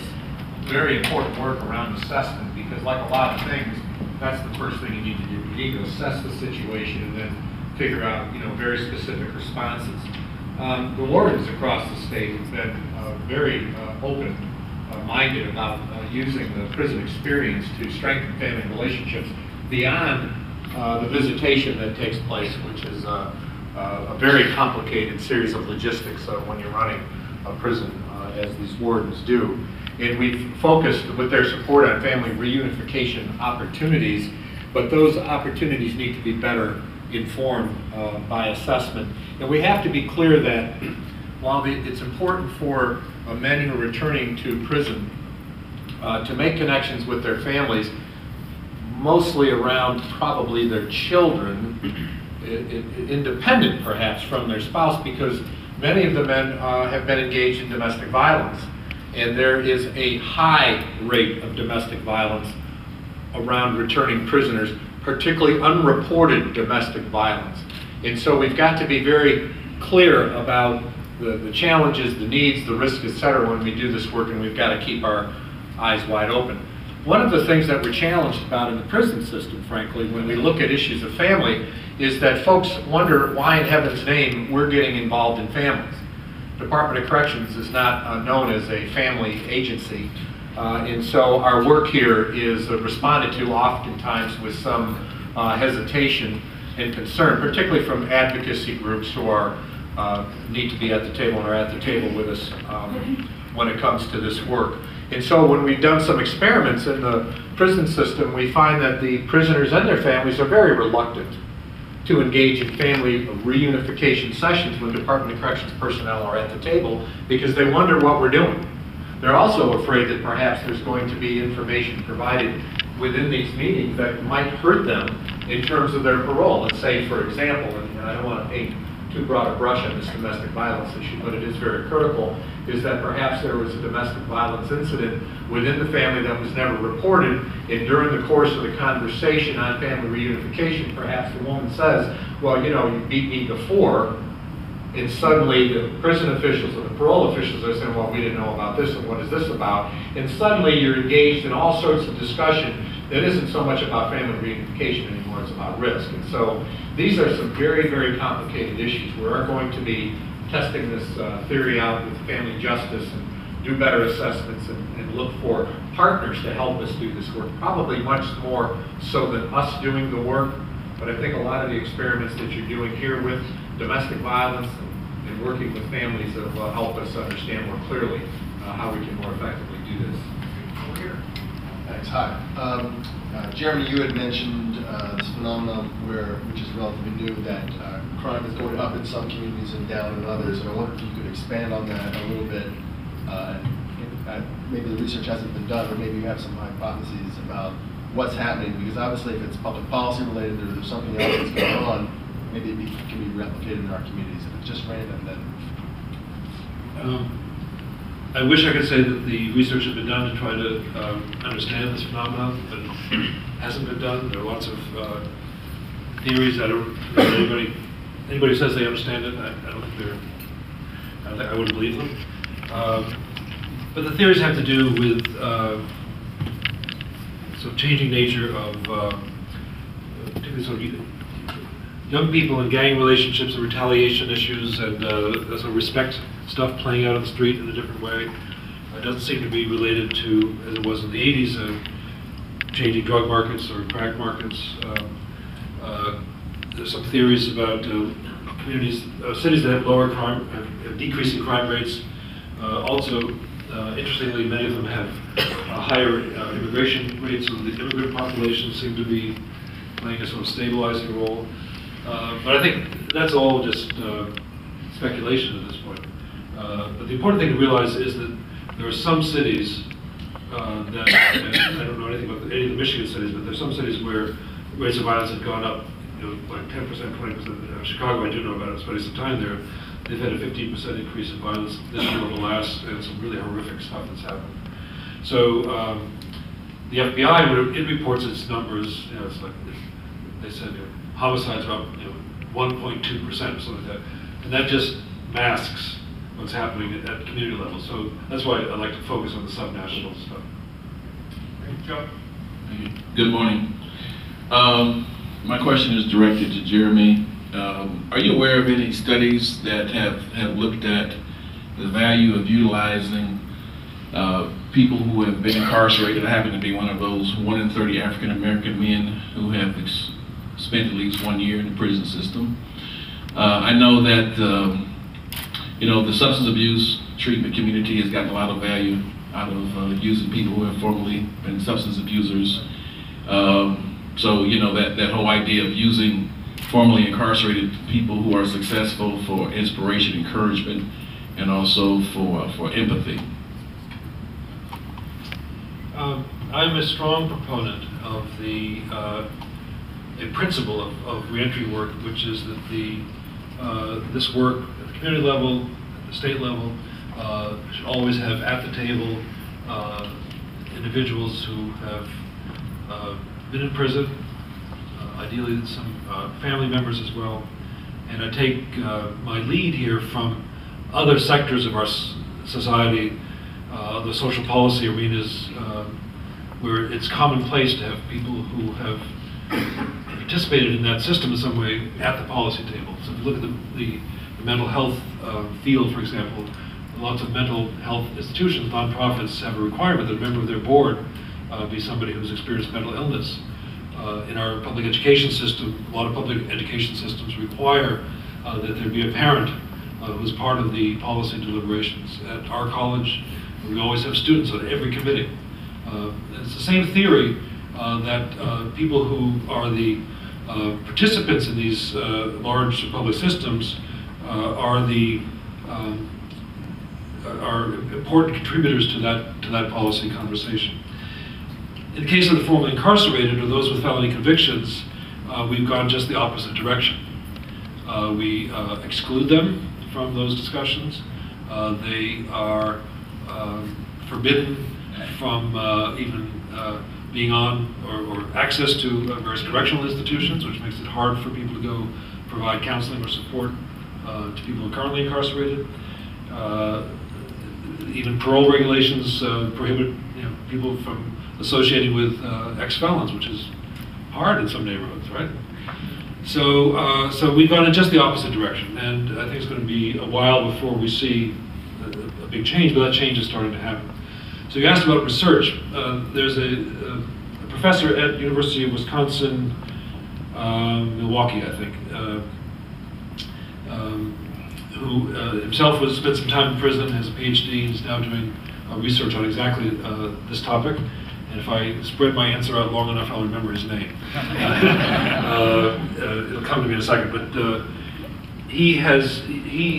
there's another literature, you mentioned substance abuse, there's another literature called the wounded healer literature, of people who have been wounded in some way, who are better healers because they have been wounded. So he looks at that literature and tries to apply that literature to the role of the formerly incarcerated. And come see me later, and I will have remembered his name by the time we're done. Yes, this is for Mr. Travis. what is being done to this? It's all about change in our mindset. Because after working 15 years with the population that we're working with, I've changed a lot in the last 2 years. So my question is, what's being done to pull the law enforcement in to change their mindset, meaning our local police department, because a lot what happens there is some of the mentally ill that is being arrested and going in. What are we doing to change the law enforcement, and what are we doing about our mentally ill incarcerated people coming out? A couple questions there then. I'd say that in the first instance that bringing law enforcement into the fold here as we're doing the planning and thinking and implementing around reentry has been one of our benchmarks or hallmarks across the state. And I don't know of one single steering team in these 18 sites that doesn't have a formidable law enforcement presence on that steering team, chief of police or sheriff, et cetera. But one of the things that we've got to recognize is that their involvement, which oftentimes is not exuberant nor loud, should not be mistaken for support unless we've actually had some very specific conversations with them about the crime fighting strategies that we need to employ. In other words, it's not enough just to have these folks come to the meetings. We've got to engage with them more fully. And while we spent a good deal of time early in the initiative to make certain they were on board, I don't think that we did as good a job as kind of nurturing and working with that. We managed, however, to withstand some pretty egregious crimes by reentry graduates and other offenders through the course of the past 5 years, and so at least we've got a strong enough relationship with them where they have not abandoned us. There are law enforcement folks that Jerry heard is here from the Wayne County Sheriff's Department, a long supporter and a clear champion of this work, and he may actually have something to say about this, perhaps not publicly, but in some private conversation. And he represents, as many law enforcement representatives do, a very open ear to think about how we get this done. And we need to be clear about our responsibility in reentry to make certain that when offenders do break the law, that they're apprehended and they're locked back up and they're returned back to prison, depending on the nature of their crime and offense. And so this is a work in progress, to say the least, but I think we've made some in-reaches with the associations across the state, the Sheriff's Association, the Association of the Chiefs of Police, Prosecuting Attorneys Association of Michigan. We've reached out with them and have pretty active engagements with them about how to work better and more closely with these types of issues, and so that continues. As far as the mentally ill prisoners go, the very best thing we can do with folks who are severely and persistently mentally ill is not send them to the state prison system in the first place. We are ill-equipped to handle these things, but yet when the crimes committed are egregious and absolutely are required in many cases to have imprisonment, we need to be very mindful of the degree of care and the acuity of their need, and determine how we can best provide that care in the prison setting. It's not a really good place for mentally ill folks to get better. And in fact, there's been a tremendous amount of attention on this across the state, as you may know. And I won't take a lot of time to go into details here, but we have within the administration at the governor's request put together a task force between the Department of Community Health and the Department of Corrections. Chief Deputy Director Ed Dorr of DCH and I are co-chairing that. We're about to release our study about how to completely rethink the way that we're working within the prison system with the mentally ill prisoner, and I suspect strongly that we're going to need to look at ways for these prisoners, at least for short periods of time, to not be in the prison setting when they start to exhibit some very serious mental disorders that probably cannot very effectively be dealt with within the prison setting. This is a huge issue for us. When this report comes out, I'll make certain that everyone here has access to it. It'll be posted on several websites, and we'll see if we can engage in that. That may be a topic for a future conversation for some of these capacity building events. It is in and of itself a tremendously huge, complicated issue that we're dedicated to try to resolve, so maybe that'll help a little bit on that. Unfortunately, we're out of time, and James, I'll tell you, can you stay for another 5 or 10 minutes? James, you get the first question at the break, if that's okay. I apologize. We certainly want to take advantage of having Dennis and Jeremy here, but we want to keep you on time this morning. In listening to both presentations, I was reminded of the great American journalist E.L. Mencken and his famous quote, "For every complex problem, there's a simple solution, and it's probably wrong." And I think when you look at the complexity of this issue of corrections, there are no simple solutions. As my good friend Jackie Jones says, it's not something we're going to program our way out of. It's something that has to be worked on day in and day out, and for at least a generation. So Jeremy, thank you for your common sense, data-driven approach to this complex issue, and Dennis, thanks for your continued leadership. Help me thank our two speakers.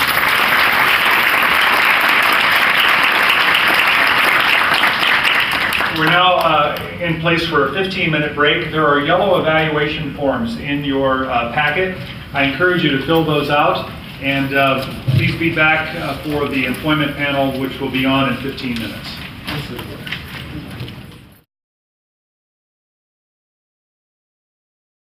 All right, welcome back. Just to show you who's in charge, if you actually read the agenda, it says I'm chair of the Safe Community Collaborative. That doesn't mean anything.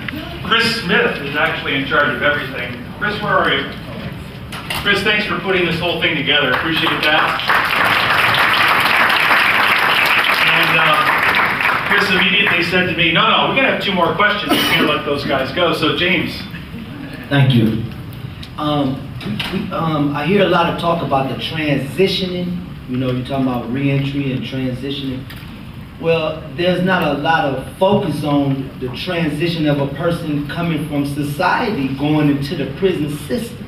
You know, when I went into the prison system, I was the second best swimmer in the state of Michigan. I played basketball for high school, and I ended up in prison at the age of 16. So that life for me was like, wow. You know, it smacked me in my face, you know what I mean? You know, the MPRI program, pre-release program, or however, it is instituted in your last 60 or 90 days of your incarceration. The second phase. The second phase. Well, you know, that's, to me, there's some things missing along the way as you go along your journey. You know, when I was released from prison at the age of 35 years old, after going in at 16, I didn't know nothing about a job. I went for a job. And they said, well, fill out this paper. And they gave me a W-2 form, a W-4 form. I didn't know what none of that was. But I think the thing is that there's no focus on a person coming in from the start, you know. And I was wondering, like, what kind of programs, what can be done for that process? Well, thank you. That's a great question. And quite important as we take a look at the way we've designed the prisoner reentry model, the MPRI model, which has these 3 phases. Very much of the work that Jeremy Travers talked about early in his writings is to kind of break this thing into some pieces so you can wrap our arms around it. And the first phase of the work we do begins at the reception center, and after years of working on a new validated risk and needs assessment instrument, we're now assessing for risk and need 100% of the inmates who are walking through the front doors of our prison system. And as we begin to mature this process, those needs and risks are going to be used to connect the prisoners with whatever jobs and vocational training and programs we have in the prison system, understanding though that there's not nearly enough of them for 50,000 prisoners, and they have to be kind of institutional specific. So depending on the level of security in the prison you have and what resources we have, there's going to be some prisoners that get some programming, and much consistent with what Mr. Travers said about figuring out kind of dosage and timing, is try to figure out in this big prison system with all these people coming in, how we can get them what they need in that average 4.5 years, so that by the time they get within 60 days of their release, and that second re-entry planning phase kicks in, and we move them to the prison closest to their home, that we've already moved up the road to understand, manage, reduce their risk, and begin to address their needs. But we have to be realistic that there is not enough funding in the prison system to be able to do this with everyone. This is an area where we have had significant budget cuts over time. And so in that great big policy arena that is so clearly kind of the environment that we're working in here in Michigan, this is one of the areas where we're going to need continued social policy advocacy to look at that issue. But we'll do the best we can with what we have. Thank you, James. Great. Yes, I guess my concern would definitely be employment. At this point, I think a person coming out of prison is having an extreme difficulty in finding viable employment. I'm trying to figure out what can be done to rectify the situation and how we can help these people hold on to a sense of self-worth and try to encourage them as while they're enduring the transition, especially in a depressed economic society that we're in right now. Thank you for the question. Before answering the question, let me just say two other things. One, I remember the name of this professor who did the work. I was going to lose sleep over this. Tom Lebel, L-E-B-E-L. And he is, I believe, at the University of Wisconsin in Milwaukee. I'm not positive of that, but you can Google him. He's PhD from SUNY Albany, very smart guy. The second thing is I want to just talk to my friend Dennis for a second, just to add some language to your description of an answer to your question. I understand why people do risk and needs assessments, and that's important to do. There's a whole literature, there's some validated instruments and all that sort of stuff. And but I think it's important that we also focus on hopes and dreams at the same time, because when we think about what motivates us to do the stuff that we do, it's because we have certain aspirations, certain hopes for ourselves, and as we do this work in corrections and outside, that we use those very human factors that are all about what people would like to be, and that becomes part of the vocabulary as well as risks and needs. In answer to the gentleman's question, as I said at the end of my talk, I have come to the view that there needs to be a public initiative, a prison to work initiative that is similar to what we went through in the 90s when we talked about welfare to work. And the welfare to work initiative was a great policy success. It took a lot of people who are on welfare, helped them get off welfare. It engaged the entire business sector in thinking about that as a national objective to reduce welfare rolls. It recognized that people who had been on welfare had been in that state of dependency for a long period of time and were coming back into the workforce, needed transitional support. I would argue that the same recognition needs to be in place for people coming out of prison who've been in a different state of dependency for a long time, who need transitional help getting back, or for the first time sometimes getting into work. We can try to engage the private sector, and we do it a lot, and that's what's happening here, what happened yesterday at the Economic Club.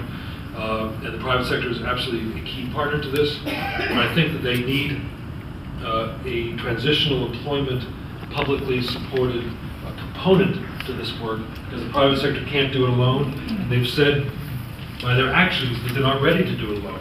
When you ask private employers to rank who they're most likely to employ or least likely to employ, and they are given a choice of immigrants, welfare recipients, people who have been in and out of the workforce, and ex-offenders. At the bottom of that list is ex-offenders.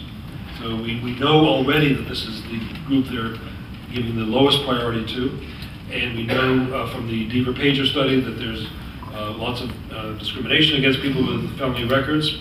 And as a public policy matter, our legislatures have taken huge chunks of the workforce off the table.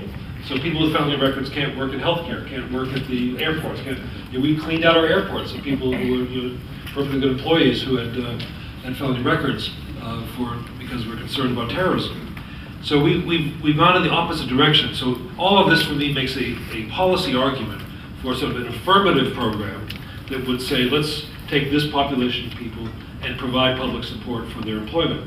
Then the question is, what does that job look like, and how do we tailor it so that it meets the needs of people coming out of prison, and how can it be do it in a way that recognizes that these are not average sort of employees. These are people coming out of a very disruptive experience. And that's why I've advocated for the Justice Corps model. We're doing this in New York, and it's a way that I think also has benefit in terms of elevating this work and this population and giving them a sense of connection back to community. don't want to take a lot of time because I know we need to move into this next subject matter, which I'm sure is going to address some of these issues.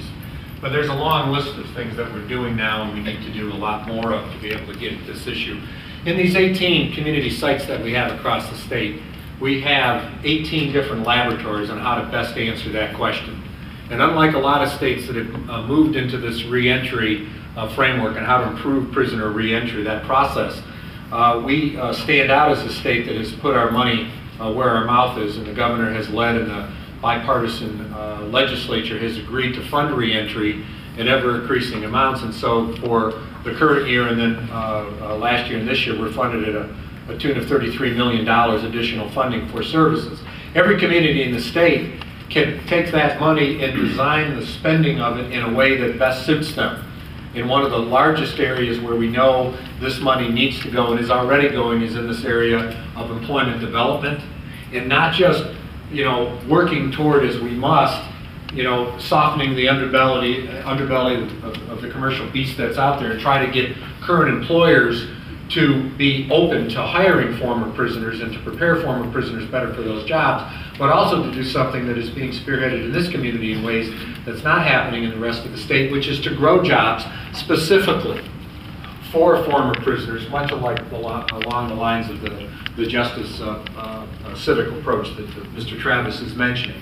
The Ready for Work program here is worthy of some consideration in terms of how well it's doing. It's taken a long time to put it together. We're buoyed by the support that we have from the governor's office and from our partners all across the state. We need to do a much better job, a much clearer job of working within state government, the Department of Labor and Economic Growth, and some of the funds that are going to be coming down from Washington soon to rehabilitate these houses that are in dismal shape and cannot be lived in. And it's a sad fact that in the city of Detroit, 50% of the housing that is otherwise available for housing homeless or those at risk of homeless are substandard and cannot be lived in. And so there's this great tragedy there that's actually an opportunity that the Ready for Work project here that's focusing on rehabbing houses could begin to be the beginning point of doing more work in that area, but it should be issue number one. I want to introduce for you all, now that I've mentioned the governor's name a couple of times, Karen Altrich-Eason, who is the Governor's Foundation liaison. We're so glad to see her today. Much of the work that we're doing here today is so clearly centered around the leadership of foundations, the local group here, and then the JET Foundation that's been one of our fabulous partners. And Karen has helped us with that and led the way and has taught us how to talk to foundations. And so I think we're doing a little better job with that over the years. And also Ron Liscombe, who is here on the governor's behalf. He is the criminal justice policy advisor for the governor. I don't know if he might be out grabbing a cup of coffee. You'll know him because he's wearing a pink shirt and a pink tie. This is a confident man coming to this conference. So thank you for that. Help me again thanking Jeremy and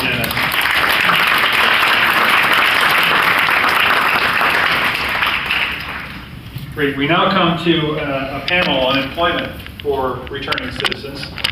And you have bios in your material. So instead of going through introductions, we want to get right to it. Jason Perkins Cohen with the Job Opportunities Task Force, a group that is spelled out in the bio, but a group that has worked very hard on advocacy and providing services to folks with prison and criminal record. We'll take a few minutes for a longer presentation, and then I'll introduce individually the rest of our panelists who will give very brief presentations, and we'll get right into your questions. Jason?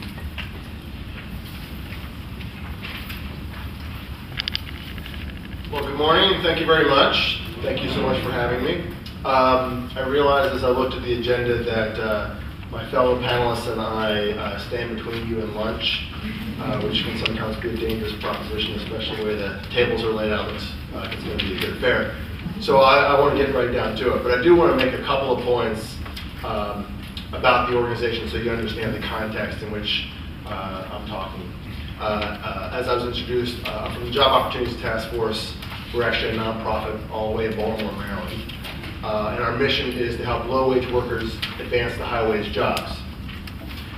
One group that we spend a lot of our time working on behalf of and with is people who have a criminal background, which makes sense as to why I'm here today. one of the ways that we focus is on advocacy. And Jeremy gave that door a little shove. That's not really why I'm here today. He cracked it open. I just want to touch on it for just a second because it is so important. I know that many of you are involved in direct service. Your day-to-day lives are overwhelmed with things that you need to do to help people in front of you find work and do other things. But don't forget about the other avenue that will make your job so much easier, about talking to your staff, your governor's office, your mayor's office, your representatives, about things that will change policy and make your job easier, make it easier for employers to hire as well. And in our area, for example, just in the last year alone, we banned the box on city government job applications so that that question is no longer answered. For the first time 3 weeks ago, we've expunged certain convictions from people's record. The way you minimize a criminal conviction on a record is to wipe it off. Obviously, it's not always appropriate to do that, so we won't wipe everything off, but we've, for the first time, wiped off certain minor convictions, and we've expanded certain non-convictions as well. But that's not why I'm here. The other big part of what we do is we provide technical assistance to local groups like yourselves who are working on a daily basis to help low-wage workers. And because our assistance is free, and we're not a competitor, we find our way on partnering with a lot of different organizations frequently. We're on all kinds of advisory boards, task force, advisory councils. And one of the things that became apparent to me as I bounced from group to group, all of whom were working terrifically hard on behalf of the clients that they were serving, is that when we talked about ex-offenders, when I was with an advisory council with this group, this nonprofit, they had a list of employers that they had placed people in jobs, and they'd go over that list of employers. And that list was pretty small. And then I would go to the next group that had nothing to do with the first group, and they had a list of employers, and that list of employers was pretty small, and even worse, it was pretty much the same list. And then I went to the next group, and we found the same thing, and on and on and on. And what became apparent was, here we're a much smaller state than Michigan. In the Baltimore area, we've got about 13,000. In Maryland, we've got about 13,000 individuals who are leaving the facility each year. You can't do much if you've got a list this long. I mean, there's no as wonderful as those employers are, as much as we respect their commitment, they can never absorb 13,000. And really, the metaphor about aligning deck chairs on the Titanic, sort of strikes home. I mean, if we have to sort of wait for a job opening on one of those 40 employers, it's no wonder that we're having a hard time getting people placed. So we had to do something. We have to do something to expand that list. That list needs to be as long as this wall, all the way across. And so the first thing we did was, we thought, well, we need to hear from the employers. Why aren't they hiring? Has anyone ever asked them? So in our role, we convened a series of focus groups with employers. And one of the things that we did that was smart was we realized that we said, come meet with us and let's talk about why you don't hire ex-offenders. It would be a very lonely meeting. So quite honestly, I'm not in Maryland. I will tell you that we pretty much tricked them into coming. We partnered with other organizations. The term ex-offender was not in the title. There were breakfast meetings. We partnered with individuals who we thought that employers generally want to hear from that may not have anything to do with ex-offenders. And we had these breakfast meetings, and there was a short presentation, and then we had a plan at each table. And we turned the plan on, and we said, okay, now we're in a focus group. Let's talk about these issues. And we really targeted for those meetings. While we were happy to have the group of 40 employers come to those meetings, we didn't want a meeting with the 40 employers because they hire. We really wanted to focus on employers that weren't hiring, or at least we thought weren't hiring. So, what do we get from these focus groups? I'd say all in all, we had probably 150 employers come to one of these events. They were pretty intensive discussions. They were really trapped at the table. And I'm sort of being funny. I mean, it really wasn't quite as bad as I'm making it out to be. It was a pretty depressing discussion, quite honestly. Some of the employers who came to these meetings did hire, which is good, but they didn't want anyone to know about it. Now, I would guess a lot of you are not surprised by that at all. And I've heard it before, and it's always sort of laughed off. I think that's a major problem. If employers feel fear and shame in making a hire, it's great that they make the hire, but it symbolizes something really bad that we have got to address. So some did hire. None wanted anyone to know about it. Most of them did not hire, and the big concern was they were nowhere near hiring. They had an extreme negative reaction. They had the worst stereotypical images you can imagine about everyone is a ex-murderer, violent crime person. If I hired that person, I wouldn't have any customers. I wouldn't have any staff. All my staff would resign.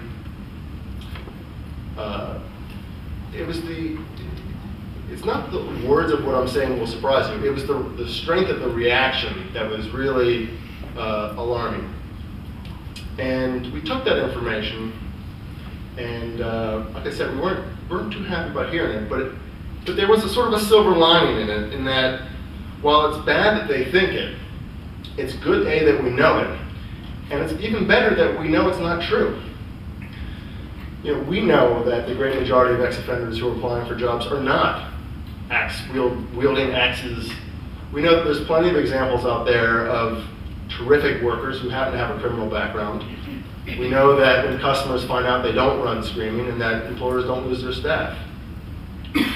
So what this meant to us was we needed a major marketing campaign.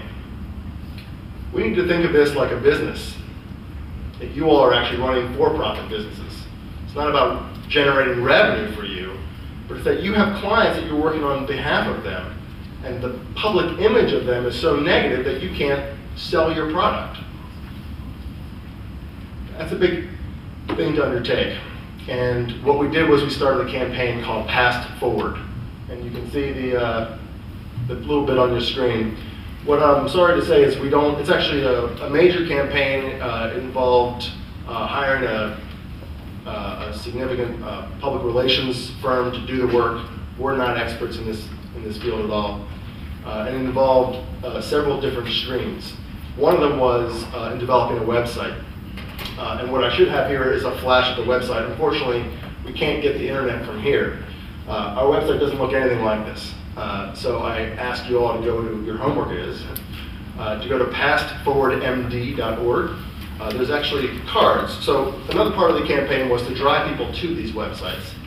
And what we thought we needed to do to change the image, and this involved a lot of sit-down sessions with the public relations firm.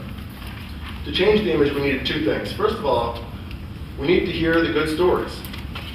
We need for people to see and hear from people who have a criminal background themselves, people who don't normally interact, they don't have them on their staff already, they don't interact with them for whatever reason, and hear the good stories to break down those stereotypes. See them as good workers. See them as good family individuals. See them as students. See them as active in their community. And the second thing that would be very persuasive is to hear from employers. Employers speaking to employers is a very different thing. Employers just take it differently. The third piece of what we needed to do was we needed to arm our service providers, like many of you, with the information and the material you needed to carry that message. Because we can create a wonderful website, but we can only drive so many people to it. And what we learned was, from being on all these advisories and councils and steering committees, is that the material that you had wasn't enough to compete. And we needed to have the material that you have reinforce the message of ex-offenders as great workers. You know, Dennis said it earlier, it's not about feeling good. If you're going to your employers and saying, do a good deed, you're going to have a list of 40 employers. What you have to believe and you have to know, and you do know, is hiring ex-offenders is good business. As it says on the postcards that were mailed out to thousands and thousands of employers, I may be your best worker. The idea of these postcards that are mailed all across Maryland now is it's not about dealing with what this person's past is. It doesn't say, I'm an ex-offender and I may be your best worker. I may be your best worker right now. So I want to show you a couple of videos of employers, one video of an employer and one video of a person who has a criminal background, to give you a better sense of what we're talking about here. I made some bad choices in my life. I've been arrested one time and it was a horrible experience. It caused me to have a blemish on my criminal background, and it caused me to not be able to apply for certain jobs. I wasn't able to do a lot of things that I wanted to do because of that criminal background.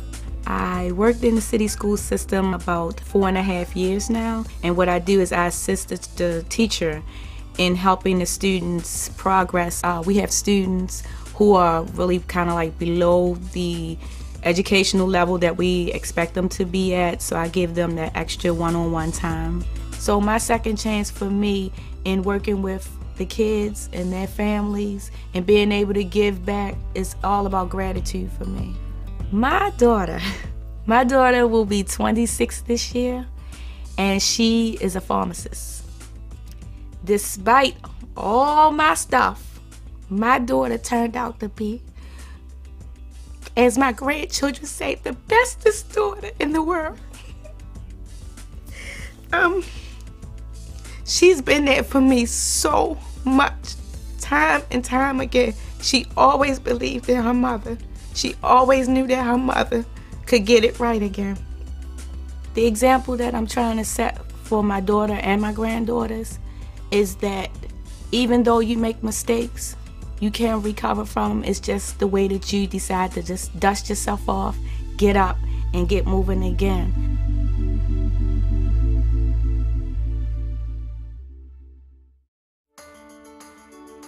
I think if someone's just getting out of jail, one of the most important things is finding employment. It, to me, is the key to success in what they do with their life. My name's Todd Harmon. I'm the operations manager at Atlantic Forest, which is a wholesale lumber company in Baltimore. The type of people I'm looking for are people who, number one, come to work every day. If they can't make it to work, they give me notice, and we work through the problems. Want people with a good attitude. People are flexible, people that are true team players. Times are tough right now. It's tough to find people who are good workers. Most of our people do have a criminal record. So based on that, I'm just looking for good people. And I really want to hear what their story is. I want to hear what troubles they had, and I want to see if they really want to take the time and the effort to make a step forward. Jerry's the kind of guy, when you first meet him, he just lights up the room, and he's just a great guy. And Jerry came in, I gave him a chance, and he's definitely a difference maker. It's great to see someone like Jerry come in kind of at an entry-level position and then move his way up. Okay, Jerry wants to one day be a supervisor, and I can't wait to see him fill those shoes.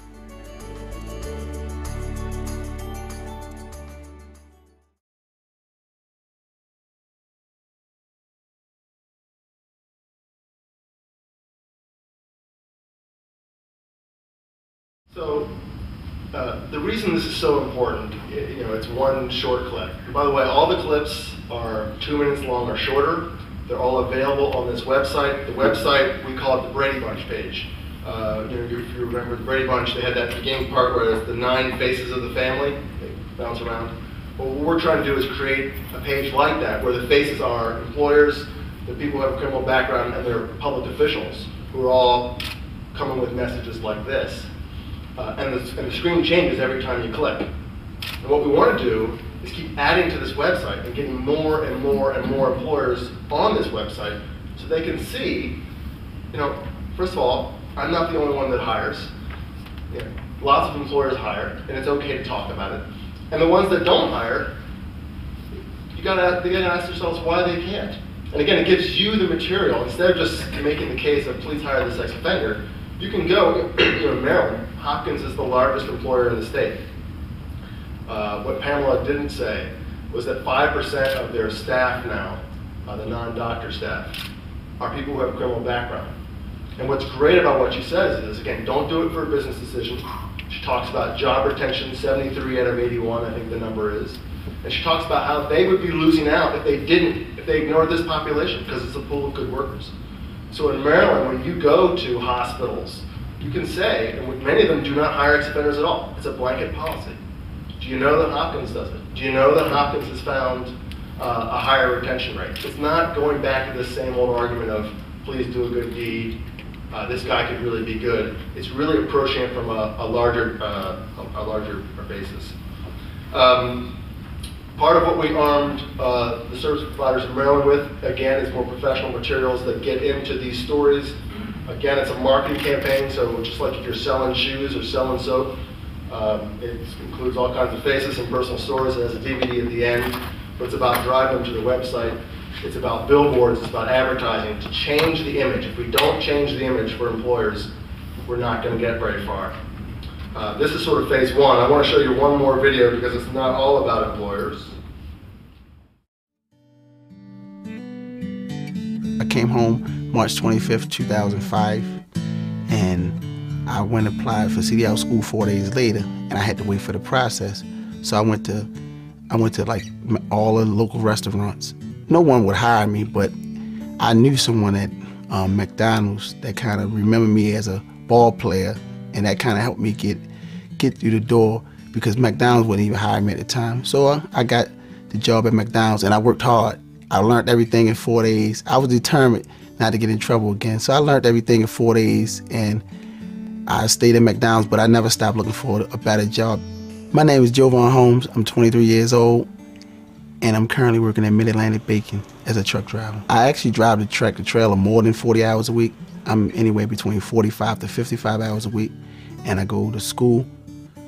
It weighs on me at times because I have another distraction. And this distraction is not anything negative. It's my daughter. My daughter is my greatest motivation. When my kids look at me, I want them to know that their father worked hard, nothing came easy to him, and that he will do anything to make sure that they're okay. And I want them to take those life lessons and pass them down to their kids. In 5 years, the first goal I see myself walking across Morgan State University stage, graduating. So again,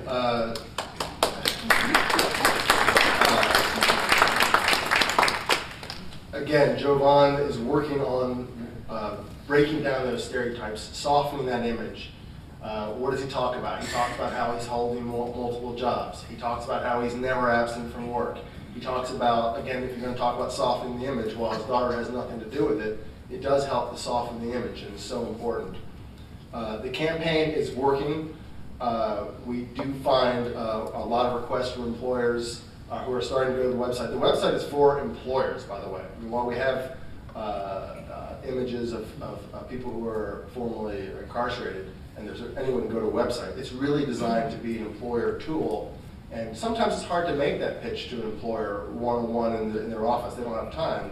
But you can drive them to the website and say, look at it for yourself. And don't believe what I say about Hopkins. Don't believe what I say about Citigroup. Click on their images yourself. Listen to the mayor. Listen to the Secretary of Labor. Addressing the image is phase one. But the reality is it's not all about image. So phase two is where we really began to dig, or we are beginning to dig, a little bit deeper. Because at the end of the day, in most cases, employers have a choice to make. It's not, they don't have a job opening for an ex-offender. They have a job opening. And even before this economy went south, they usually had more than one person looking for those jobs. So to make the people that we're working on behalf of more attractive, we want to talk about the cost of hiring and the benefits of hiring. On benefits, we focused on tax credits. Now, the research on tax credits is unclear. There are tax credits available in Michigan, in Maryland, on payroll taxes. That what it means to an employer is, if you hire a person with a criminal record, they are cheaper to you. It doesn't change the wage of the person who has a criminal record. The wage that they receive is the same. It's a payroll tax. And so if you're looking at two even individuals, the ex-offender is cheaper, and that should matter to employers. People don't know about those tax credits. I mentioned the research is spotty. One of the reasons why the research is spotty is because there's law changes to put tax credits, make them available, but there's rarely anyone behind it who's supposed to talk about it. So employers don't know about it. Employers are somewhat fearful about it, thinking, oh, it's a lot of paperwork. And what we did was we began doing more focus groups, and we've had a CPA who said, I'll help you fill it out. You can get 25% of $6,000 on your first $6,000 and another percentage on your next $6,000. It can be a significant amount of money. If you want to work with me, I'll take a very small slice of it. If you don't want to work with me and fill out the one-page form yourself, go ahead. Going back to the website, we have an employer on there who talks about receiving $300,000 in tax credits. That's a big chunk of money. And again, as organizations and as individuals who are helping people to get jobs, use it, talk about it. Employers don't know that these are available and don't understand how simple it is to complete. In Maryland, we have a state tax credit as well. So again, sort of trying to change make it the person who has criminal conviction more attractive by saying, quite frankly, to you, they're cheaper. The other thing we had to address, which was somewhat, I don't want to say controversial, but was uncomfortable, was the issue of liability. Because we did hear a lot about that in our focus groups with employers the first round. And employers had these misconceptions about liability, that, oh, I can't hire an ex-offender because, something will go wrong and I'll owe millions and millions of dollars. So what we did was we got together with a private firm, again, focusing on making these material top-notch. And we worked with a firm in Maryland, it's called DLA Piper, but they're generally now known as one of the best law firms in the state, to really explore the issue of negligent hiring and other liability issues.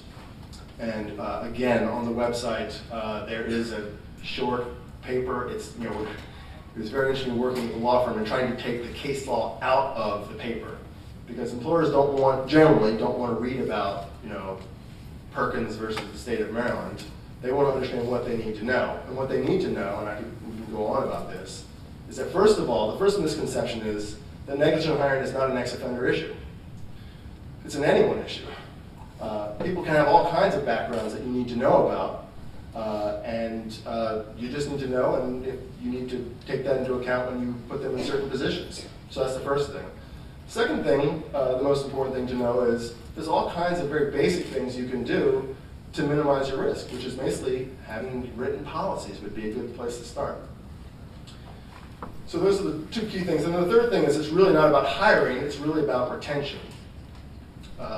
So helping employers to understand that it's really not so much about what the person did in their past, but it's what they did from the hire onward. And if something occurs onward, particularly on the job, again, you need to know it and you need to deal with it. And if you do these very simple things, your risk should be minimal. On the website, in the Ready to Hire section, it's step-by-step instructions for employers that any employer can do to make sure that their risks are minimal. So addressing risks, talking about benefits, talking to employers about what they care about, which is their bottom line. It'd be great if employers could focus on doing a good deed, but most of them really can't. They may do it in their personal life, but on their business, it's about their bottom line. So I'll be happy to take questions at the end, and I thank you for your time.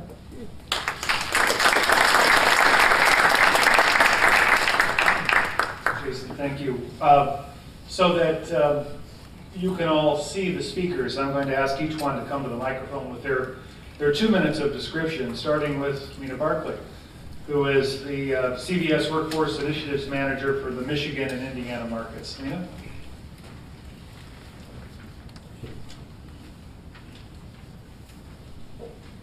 Hi, good morning. Does everybody have their extra care cards? I'm so happy to be here, and I represent CVS. And with that, I think there was a lot of things touched with our speaker just a few minutes ago to what needs to happen, and hopefully what CVS can continue to do in the future. I work with a lot of people in this room, Goodwill Industries, a lot of the college initiatives, and I'm one of those people who have come from the ranks to kind of think out of the box to what we can and cannot do. I deal with the corporate side, HR, who tells me every single day I can't have some of those government programs people. I can't work with people with disabilities. I can't work with people who are ex-offenders. And my job is through workforce initiatives to give everyone an opportunity to step into our career path. Now, what does that mean, really? With that, yes, we are legalized drug dealers. We really are. And the biggest part of our job is to have that person that steps into our stores and be very comfortable and have the trust factor to drop off their prescriptions, get the best pricing, and have a great person there to accelerate that experience. Now with us, the key is, are we going to take that ex-offender? Well, realistically, we have a one-on-one basis, and HR will tell us all day long, yes, we do not discriminate. But with that, I'm going to tell you today, when we talk to individuals, the best key and the best advice I can give you is to don't lie, okay? When you go to that application process, and as the young man James was saying, he's coming out of 20 years being incarcerated, and with that, I think the key for us is education. And you need to know what to do when you put in that application. And you can't say that I haven't done this or that.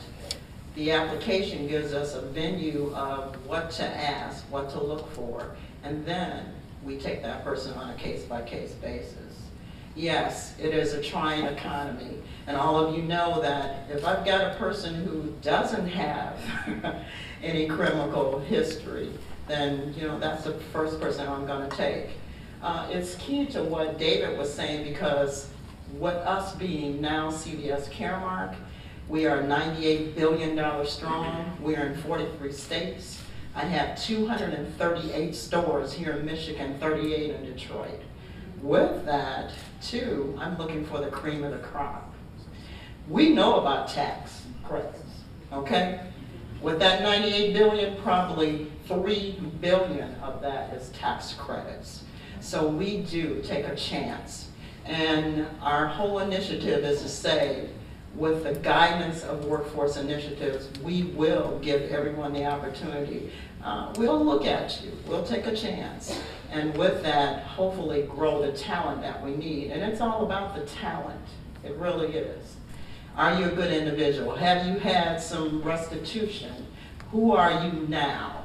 And that's what we're trying to look at. Now I'm going to take you a little bit more time, because with our HR initiatives, it takes a little bit of time to go back and take a look at that individual. I like getting that sponge initiative taken care of with the minor things. We say, do you have a felony within the last 10 years? And again, I'm going to say, do not lie. Please don't lie, because we're going to catch up with you. You could be working in our stores and we'll pull you right out of that store and tell you, I'm sorry. And I've seen it happen time and time again. So we're here, and my job has been to give that person an opportunity to take a look. And so I would be glad to give my cards, my information is there. We have warehouses that have had a great experience with ex-offenders. Our no-buy distribution is nowhere an easy way to go. We can't put you in pharmacy, I'm so sorry. So if you're looking for a pharmacy career, I can't help you.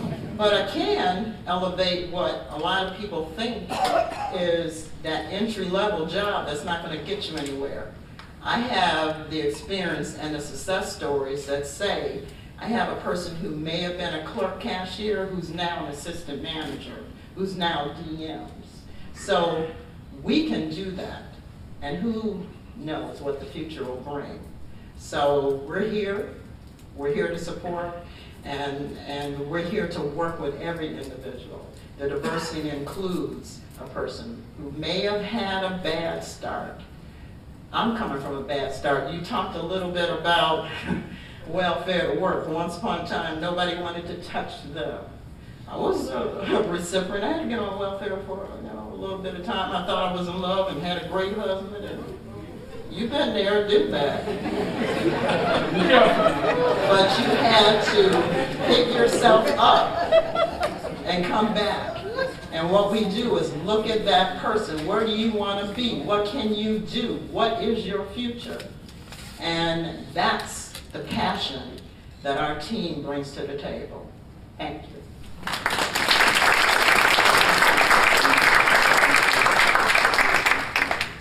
Great. Troy Lumpkin is the lead foreman at Midwestern Sanitation, a company that has been working with MPRI and United Way in training and employing folks who are returning home. Troy? Good morning. Good morning. I want to first thank Community Foundation, Christopher Smith, for the invitation. And as an ex-offender myself, I want to say that I'm inspired by this gathering. I was incarcerated when I was 17 years old and was released after 10 years at 27.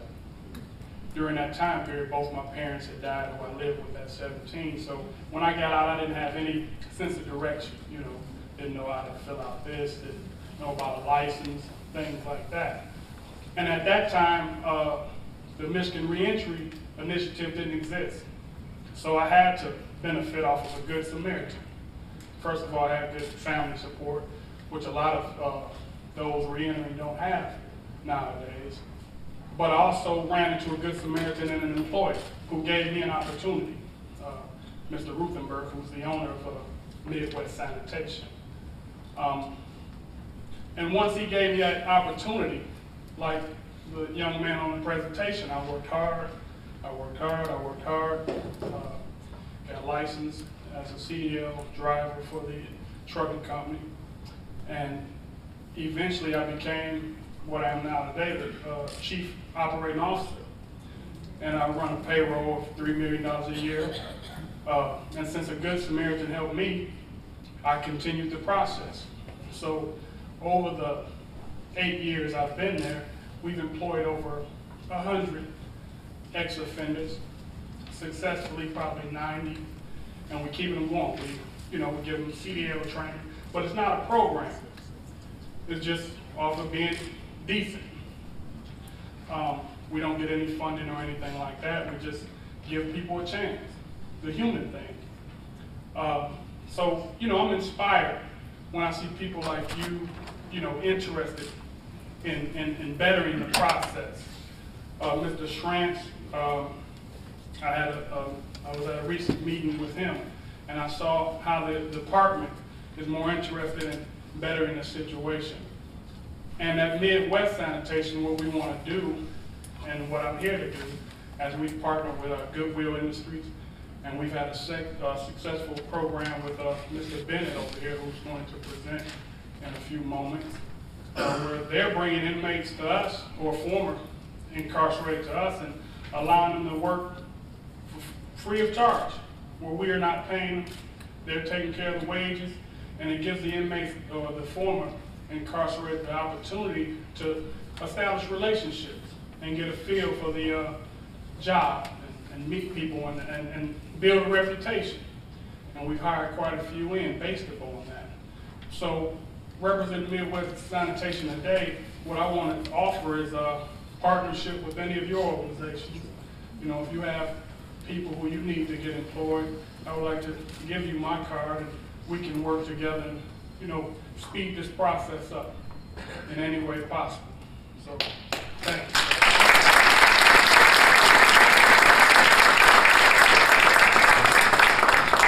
John Heiss, who is the director of the Greater Detroit Network for Social Innovations. For a social movement, there's not enough energy in this room. And that's got to change, because you're working around civil rights, you're working around employment opportunities for returning citizens. It's not going to be enough to just take this lightly. It's going to require a social innovation. I work as a research and development hub for the social sector. And I want to tell you, it's risky business, just like the marketplace.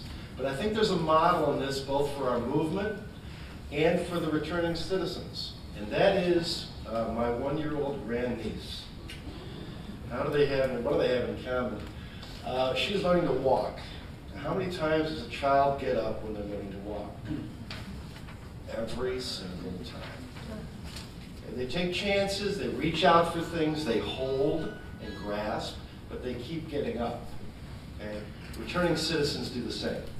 I want to suggest that this social sector is the only place where this change can take place. The marketplace is not going to figure out how to reintegrate these citizens, but we haven't got enough money. There's not enough public money, there's not enough private money to get this done. So we're going to have to use the marketplace, right? We're going to have to use the existing tools that we have to create businesses, enterprises that at a minimum are revenue neutral, but to create real jobs and real paychecks, not certificates. And nobody can pay their rent with a certificate. So we do a little of this work around this particular population, but it's in a larger context of human capital supply chain development, workforce development. So we're working in a lot of different sectors, and they're all important because not everybody's going to work in manufacturing or food systems or healthcare. Coming back to the child and taking a little bit more risk, you don't want to fall down and become catastrophically injured. And so what we are is a business diligence network that helps people move from concept to design to prototype, rollout, and scale. Okay, we've heard about 50,000. That's a big scale. We can't create that many jobs in Michigan. We're losing them on a net basis. But we can create jobs that impact the marketplace. Now, I can't do any of this. I'm not a rubber-of-the-road guy. I work in a network. I'll be one person in this network forever. But thanks to Keith Bennett and Joe Williams, who's launching Social Ventures at New Creations, there can be scale. Right? Be part of that scale, be part of the movement. Thanks.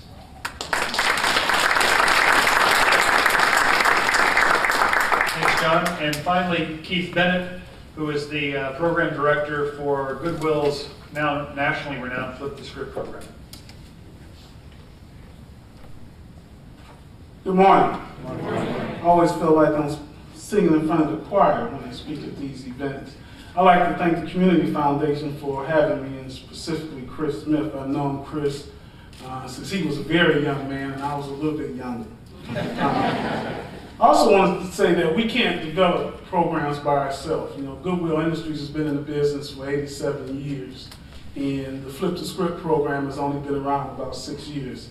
And if it wasn't for partners like the Michigan Department of Correction, Michigan Prison Reentry Initiative, Tamara Akins and her staff, Joe Williams, who I love immensely, and you talk about Karen Eason and John and Jerry O'Hurd. I mean, when I walk in the community, these people have opened up doors and we have partnered to make things happen. So I don't want you to think Goodwill has done this by ourselves. It is a community initiative. The Flip the Script program is I say a dangerous program because when Goodwill hired me, it was a traditional organization that had been there about 82 years. And I'm a non-traditional guy. I do not like the way African-American males are portrayed on the silver screen and the media and in our communities. And I'm about the business of changing that.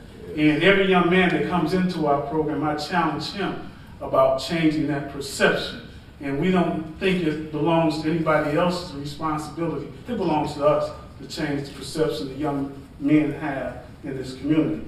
Really what we really focus on in the employment sector is we want to be significant to employers. We're not worried about running a successful program. We want to be significant to our employers, significant to those men that we serve. We kind of buck the system because we're a multiple step approach versus a contract driven. I don't really look at our contracts other than see how much money I got to spend and how quickly I can spend it and kind of stay on those courses. But what I really try to do is to make sure that the product that we send in the community resembles Goodwill Industry, resembles how we want it to look. And so we don't rush young men to employers. Therefore, the process that when we engage employers is a nurturing thing. We don't believe in cold sales at all. I'm sure Troy will tell you that. We want employers to get to know goodwill. We want employers to buy goodwill. I want them to buy my staff, buy the tradition that good people are behind the services that we are offering. And then I want to mold the young men that we get from prison into the image that when they go out, they look like goodwill. They look like, they sound like, they work like, and they have a reputation behind them. And so therefore, we make sure that the employers that we connect them with is a significant job. It may not be successful. A lot of our guys don't hold a job, the first job they get. But if that first job is significant, if they can learn something from that, and an employer learns something from that experience as well. You also have to be careful of the guys that you send out with employers. We believe in best fit. And my staff does a great job of just sitting around when a job order comes in, an employer calls. Who's the best fit for that employer? Not who needs a job. All of them need a job, but who's the best fit? So it'll be a significant impact when that employer engages that young man, and for that young man, it's a significant impact in his life. Finally, it was one thing that the main speaker said today, and that's real big on our program, is providing our guys great experiences. And we believe in engaging our guys. This is about engagement. We talk about those other 16 hours. Traditionally, when a young man goes to a job or a young lady, they're going to be successful for those 8 hours. Most of them have to be. You usually have some supervisors standing over you, you have a check and balance. But what are you doing the other 16 hours? If you go on our website, you will see the Flip the Script website. It talks about the other 16 hours. That's what we want to make a difference. We want our young men to know that we're there the other 16 hours. That if they're missing a dad, then I'm their dad the other 16 hours. If they're missing a brother or a sister, my staff is their brother or sister the other 16 hours. Before you take the hit of that crack pipe, see my face. Remember my staff's face. We're your family. If family is letting you down, we're your family. We're going to be consistent and here every day. And the last thing I say is I make my young men that work for me, and I've hired 4 ex-offenders. I have no problem with that. Who better to engage these guys than ex-offenders?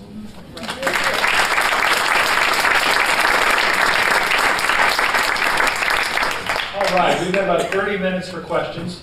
The panelists should all have on lavalier mics, so we're going to take as many questions as we can. There's 2 microphones. Let me, while you're being identified as having a question, let me first ask John to give an example of a social innovation that might be working with folks coming out of the prison system.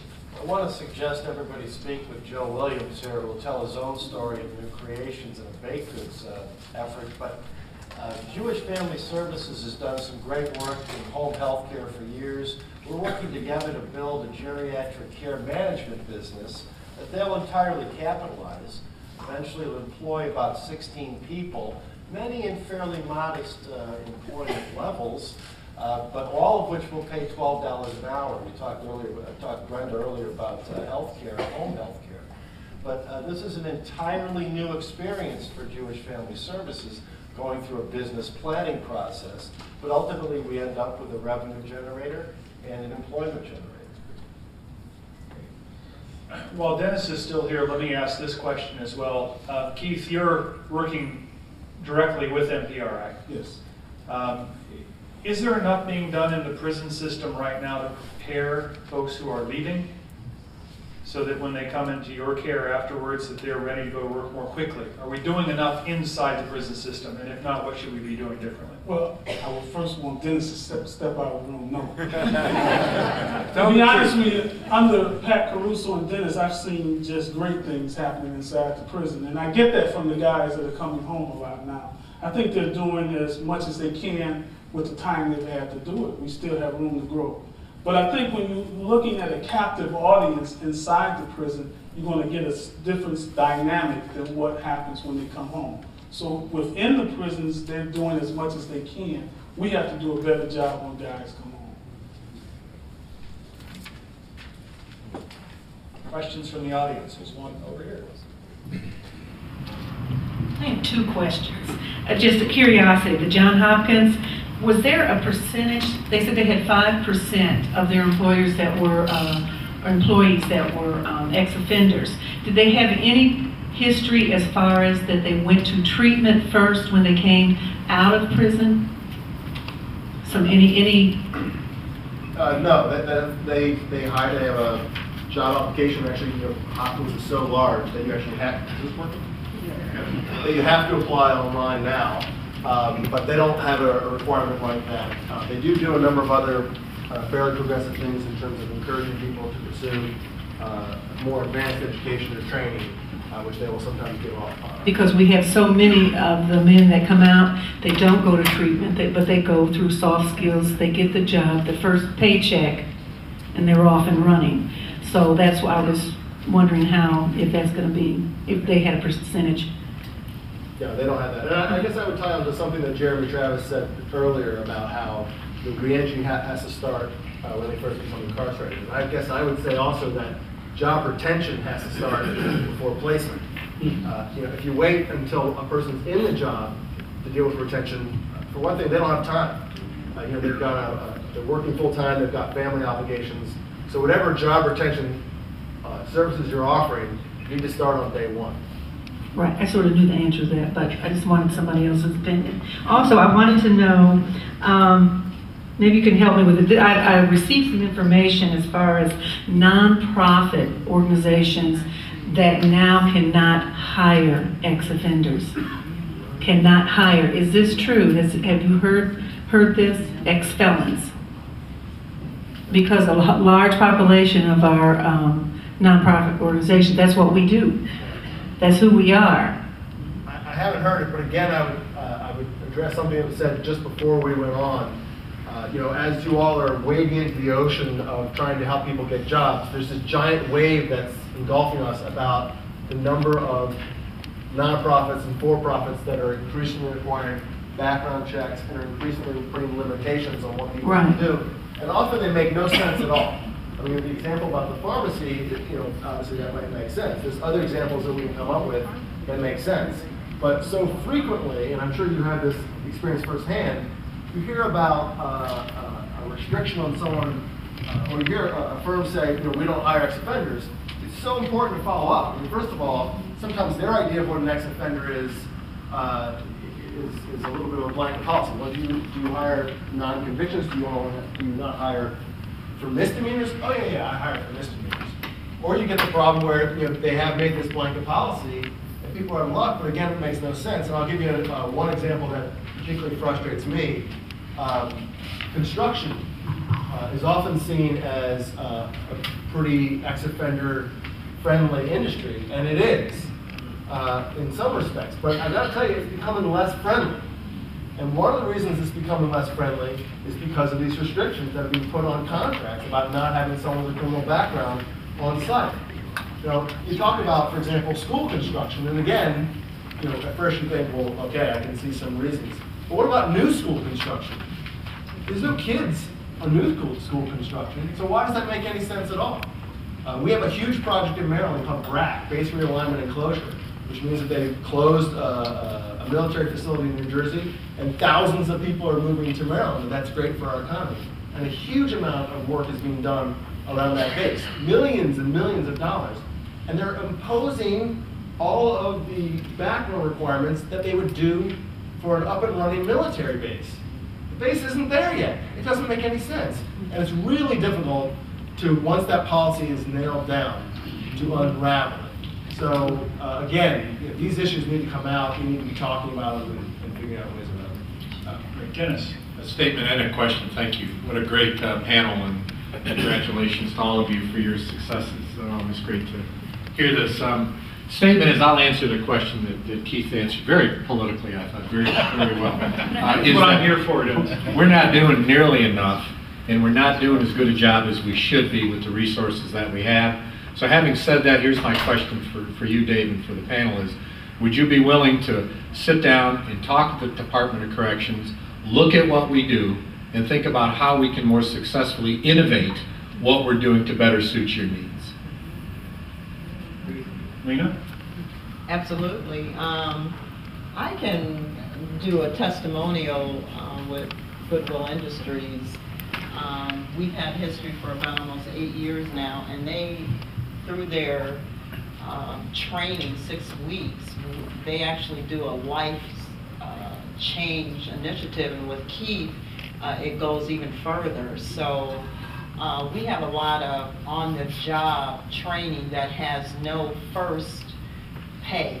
So they could come into our store and we try them out. And the first thing, and I would say with a candidate coming in, you want to tell your people all the time, we say, you need to wow that manager. Because with that, we got a chance for you to step in and you take it and have it work for you. That manager needs to say, where have you been all my life? I don't care where your background, you're a wonderful person. And that's the thing that we've instituted for the last 8 years, giving them an opportunity to step in, and we want to do more and more. I think it is crucial that, you know, we recognize what can we do to strengthen the really barriers, and that's what I'm up against every single day. We, myself, and my team, we go after grants because sometimes we can become models to institute a new program, and that gives us, even though we are a corporation largely generated in health care, it still gives us a kind of seed money to work with. And so a lot of the programs that I've instituted have had a little bit of tapping on some federal funds or state funds, and then we have been able to institute it in other states and other initiatives, and it's been working. So yes, I would be happy to sit down at the table. I'm the think out of the box person for the Michigan market, so yes. John, are social innovators at all working with the prison system now? And if not, how do we engage you? What advice would you give Dennis? You know, in any community where anybody's working, you're working with returning citizens. I want to really remind everybody of that. And I think it's looking for the opportunities in unusual places. I spent 4 years in retirement running a soup kitchen in downtown Detroit.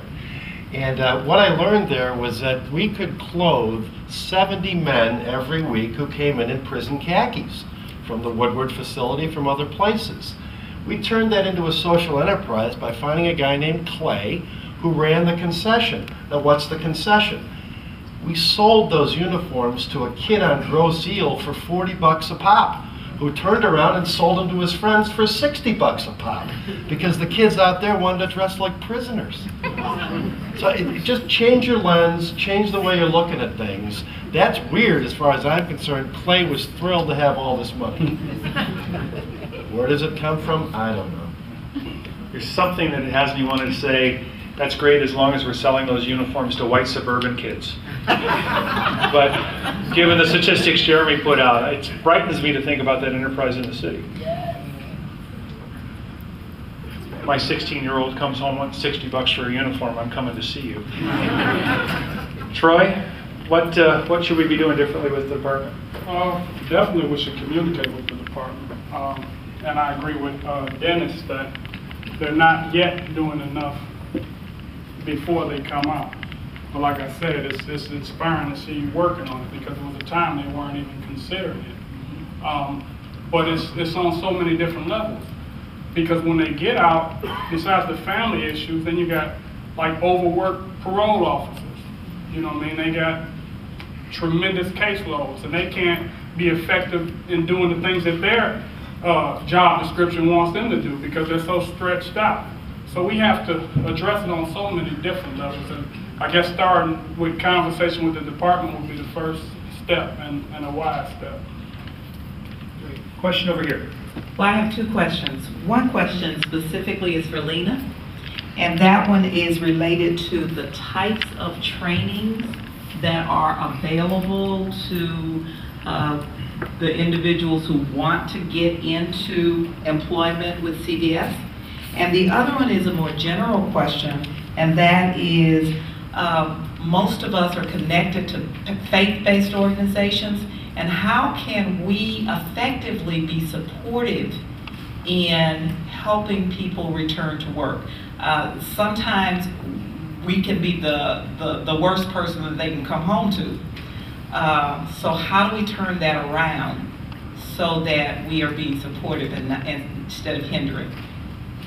Well, I can proudly say at CVS we have a proven career track. We have that entry-level person who is that clerk cashier, could be the stock person, as I said, who gets certifications for every training initiative that they go through.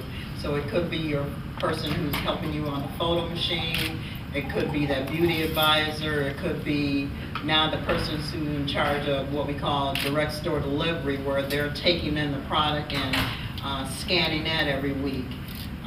There are training initiatives and certifications. We're working with Wayne County Community College on a grant with hospitality and retail to get even our training that we do internally recognized so they can get college credit. It's really something that the individual needs to look at and say, you know, I am coming in at an $8 or $9 job, but you don't have to stay there.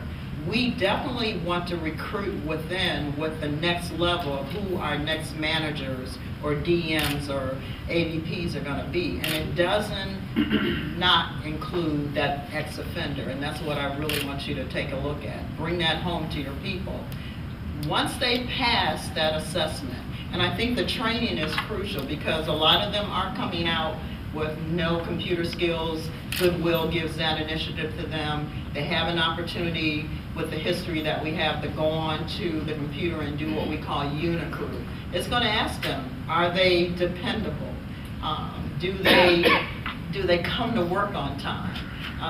How do you dress when you first see that manager? All those things Goodwill brings to the table, and with that continuing training, at CVS you work and learn.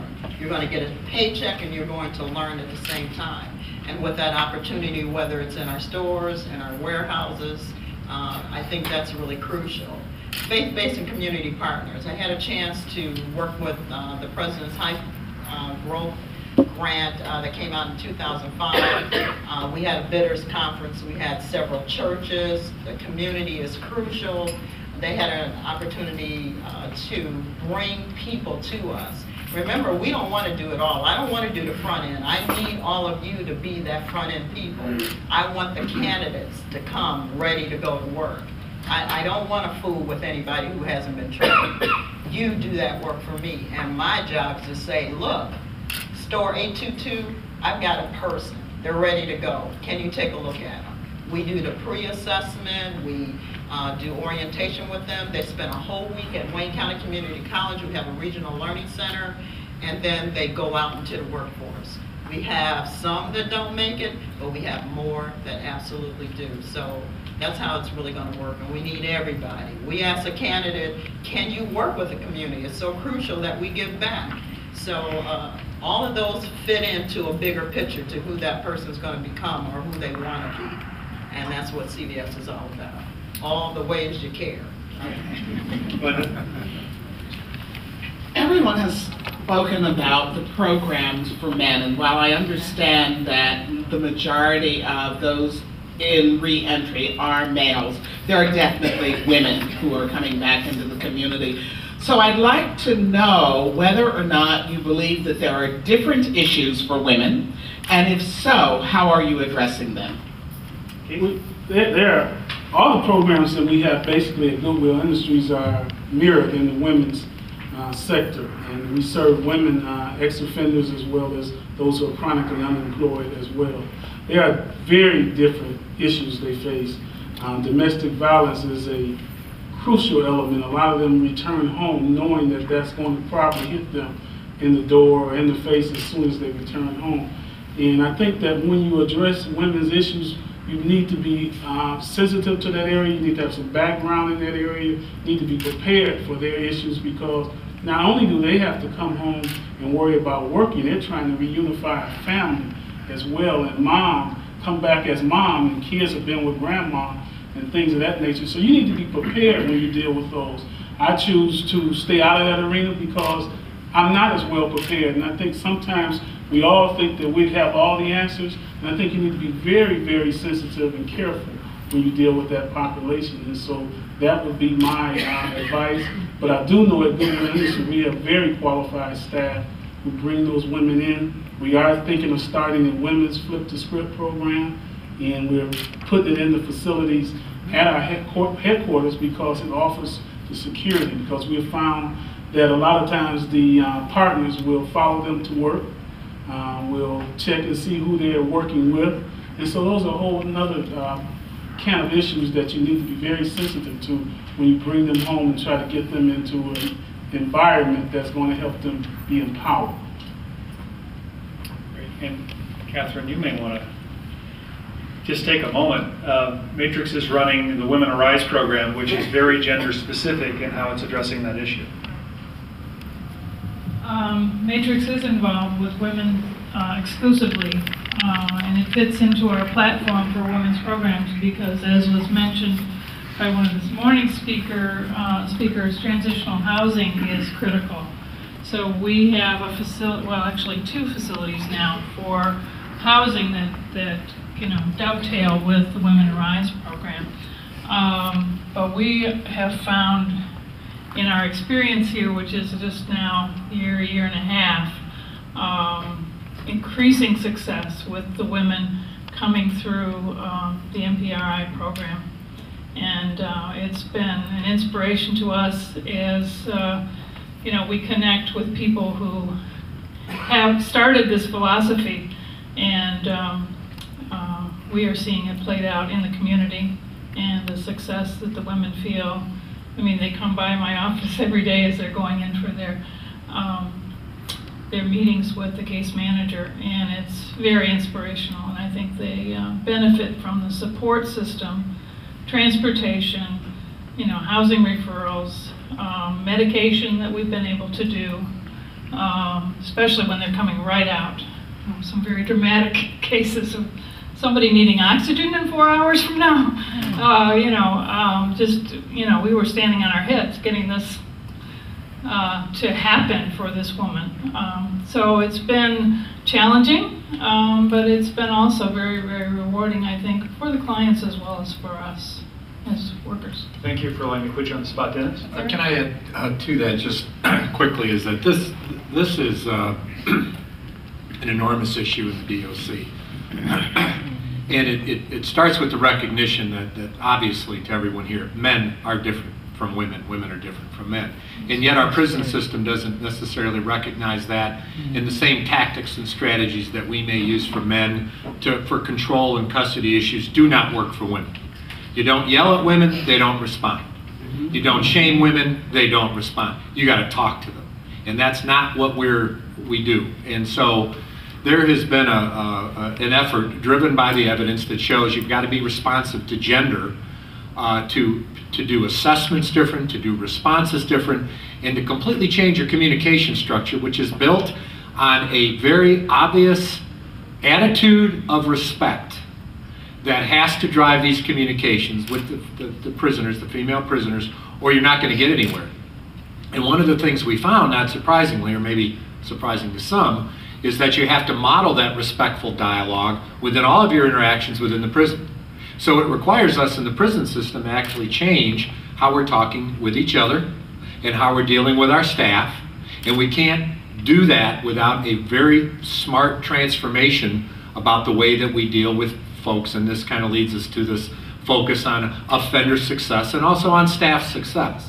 So we've got some smart folks that are helping us design improved training curricula. When we look at the real kind of issue that transcends prison to community in terms of our work that we do, it's around case management and the seamless nature of handling a case from the prison system through the community, through discharge, means that we have to train all of our people in the prison system to understand how you deal with folks with respect, not giving up any control or authority relative to custody and control, but making sure it's done in such a way that motivates offenders to work well with the staff.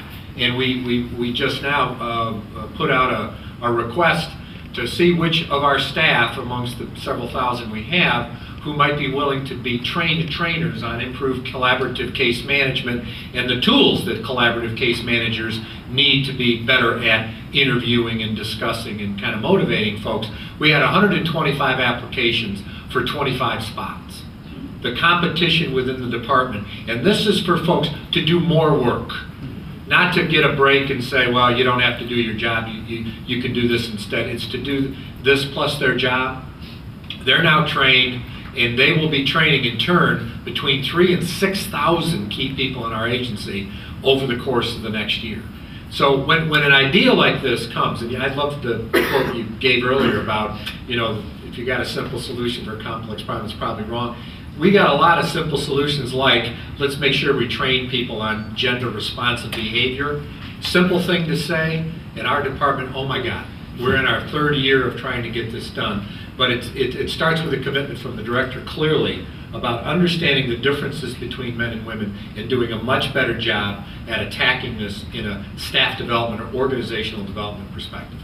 Thanks, Dennis. Question back here. Yeah, I think somewhere in his quick speech, he covered what I wanted to say.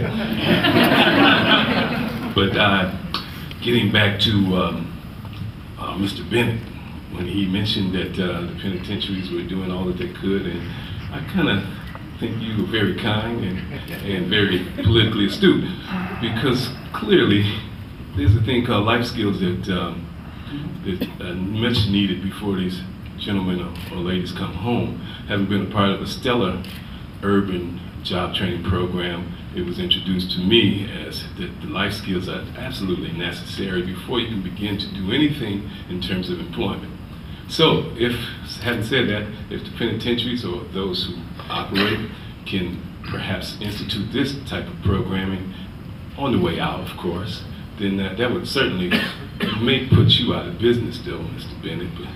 But nevertheless, it would help a great deal. My second question is that what do we do in regards to insurance companies? Because I've been told that hiring ex-offenders can cause some issues in terms of the premium, of course. Jason, is that true? So I think you bring up a really good point, which is one of the things that we uncovered when we began looking at the issue of liability, is that we were very focused on employers, and we realized we needed to start thinking about insurance companies and other lawyers, because a lot of firms have law firms who advise them, and their advice is don't hire.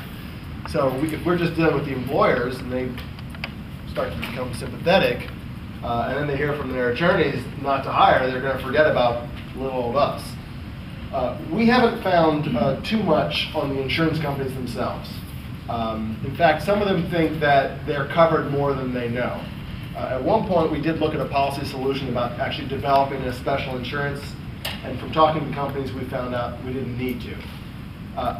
I think we've made a lot of headway with some of the attorneys, and that's one of the things. Again, we're doing all these more targeted focus groups where we talk about specific issues like liability. Is sort of opening up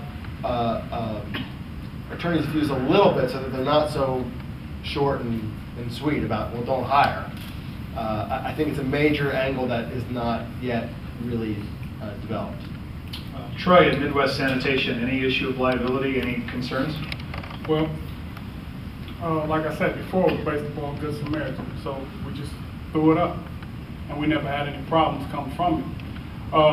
I think Mr. Bennett could talk about the program that we're doing with them, because that covered us from any type of liabilities for up to 90 days.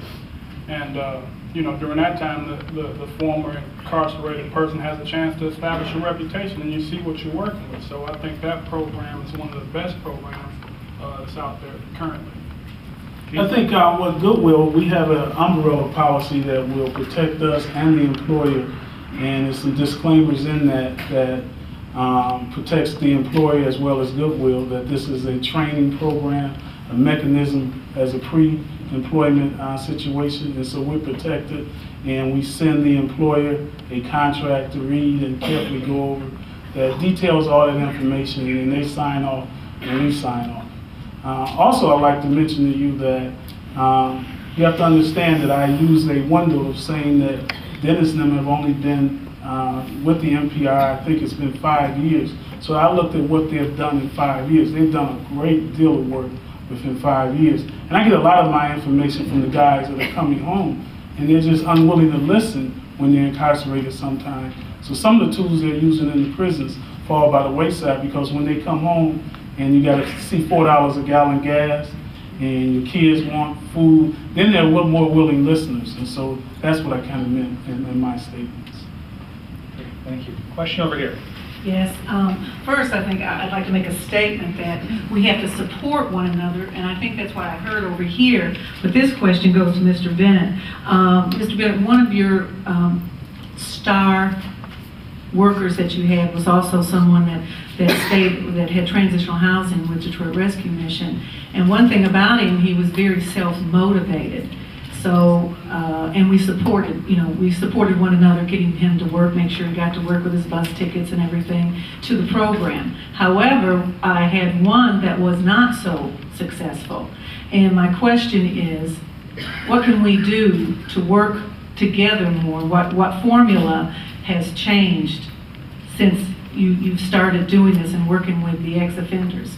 What formula can we use, and how can we work together better? Because this person he kept using. So instead of putting him in residential treatment, because of if he missed a class, we tried to do the outpatient, and that didn't work. So is there a formula that we can work together on? Well, yes, I think we have to use what our parents used with us, and it's good old-fashioned patience.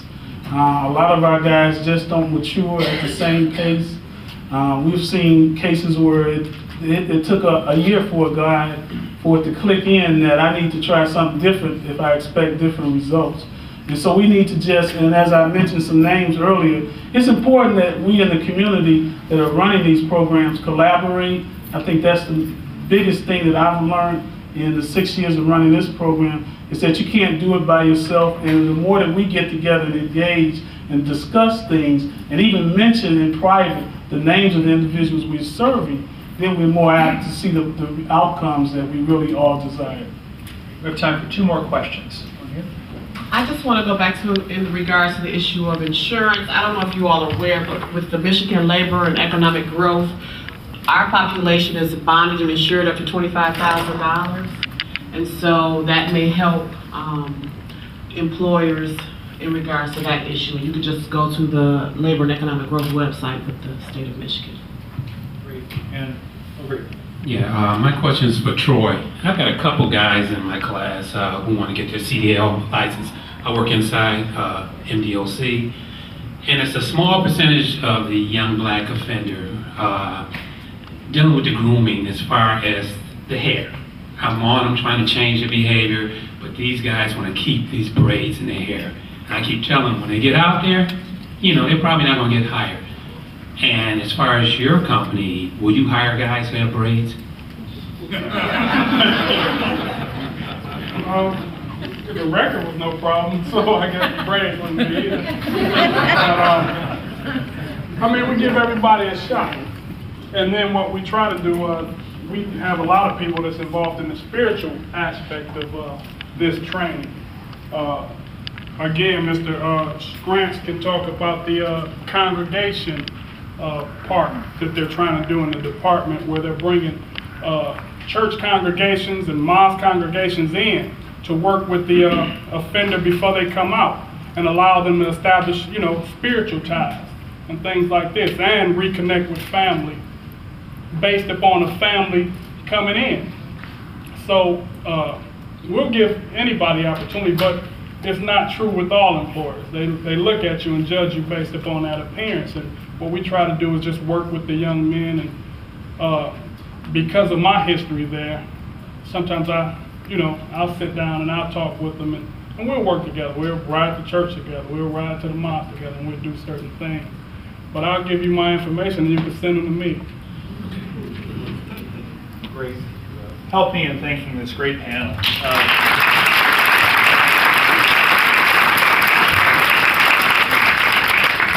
I think when you look at this group, and it's the gamut.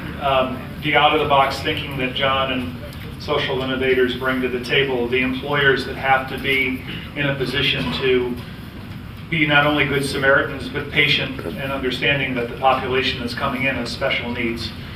Jason, the packaging you're doing here to educate all of us in the advocacy work, and then Keith, the ongoing role that Goodwill Industries played as the group right in the middle, trying to coordinate employers and training and work with NPRI.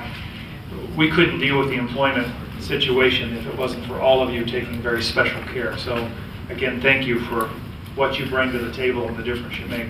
And again, help me thank Chris and the Community Foundation for continuing to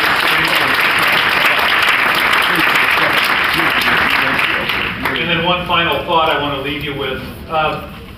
Years ago, I read a book about the great philosophers of the world, and there were 22 or 24 of them, and it was pointing out all they had in common and how they were different. One thing that they all had in common in terms of what they talked about was social change. And they said that social change, bar a war or a natural disaster, takes 6 to 10 generations. So if we consider each generation 10 years, 60 to 100 years to implement social change on any issue. When you look at what we've done with corrections, how we've dealt with folks returning home, we're just at the beginning of a generational issue that's going to take a long time to deal with.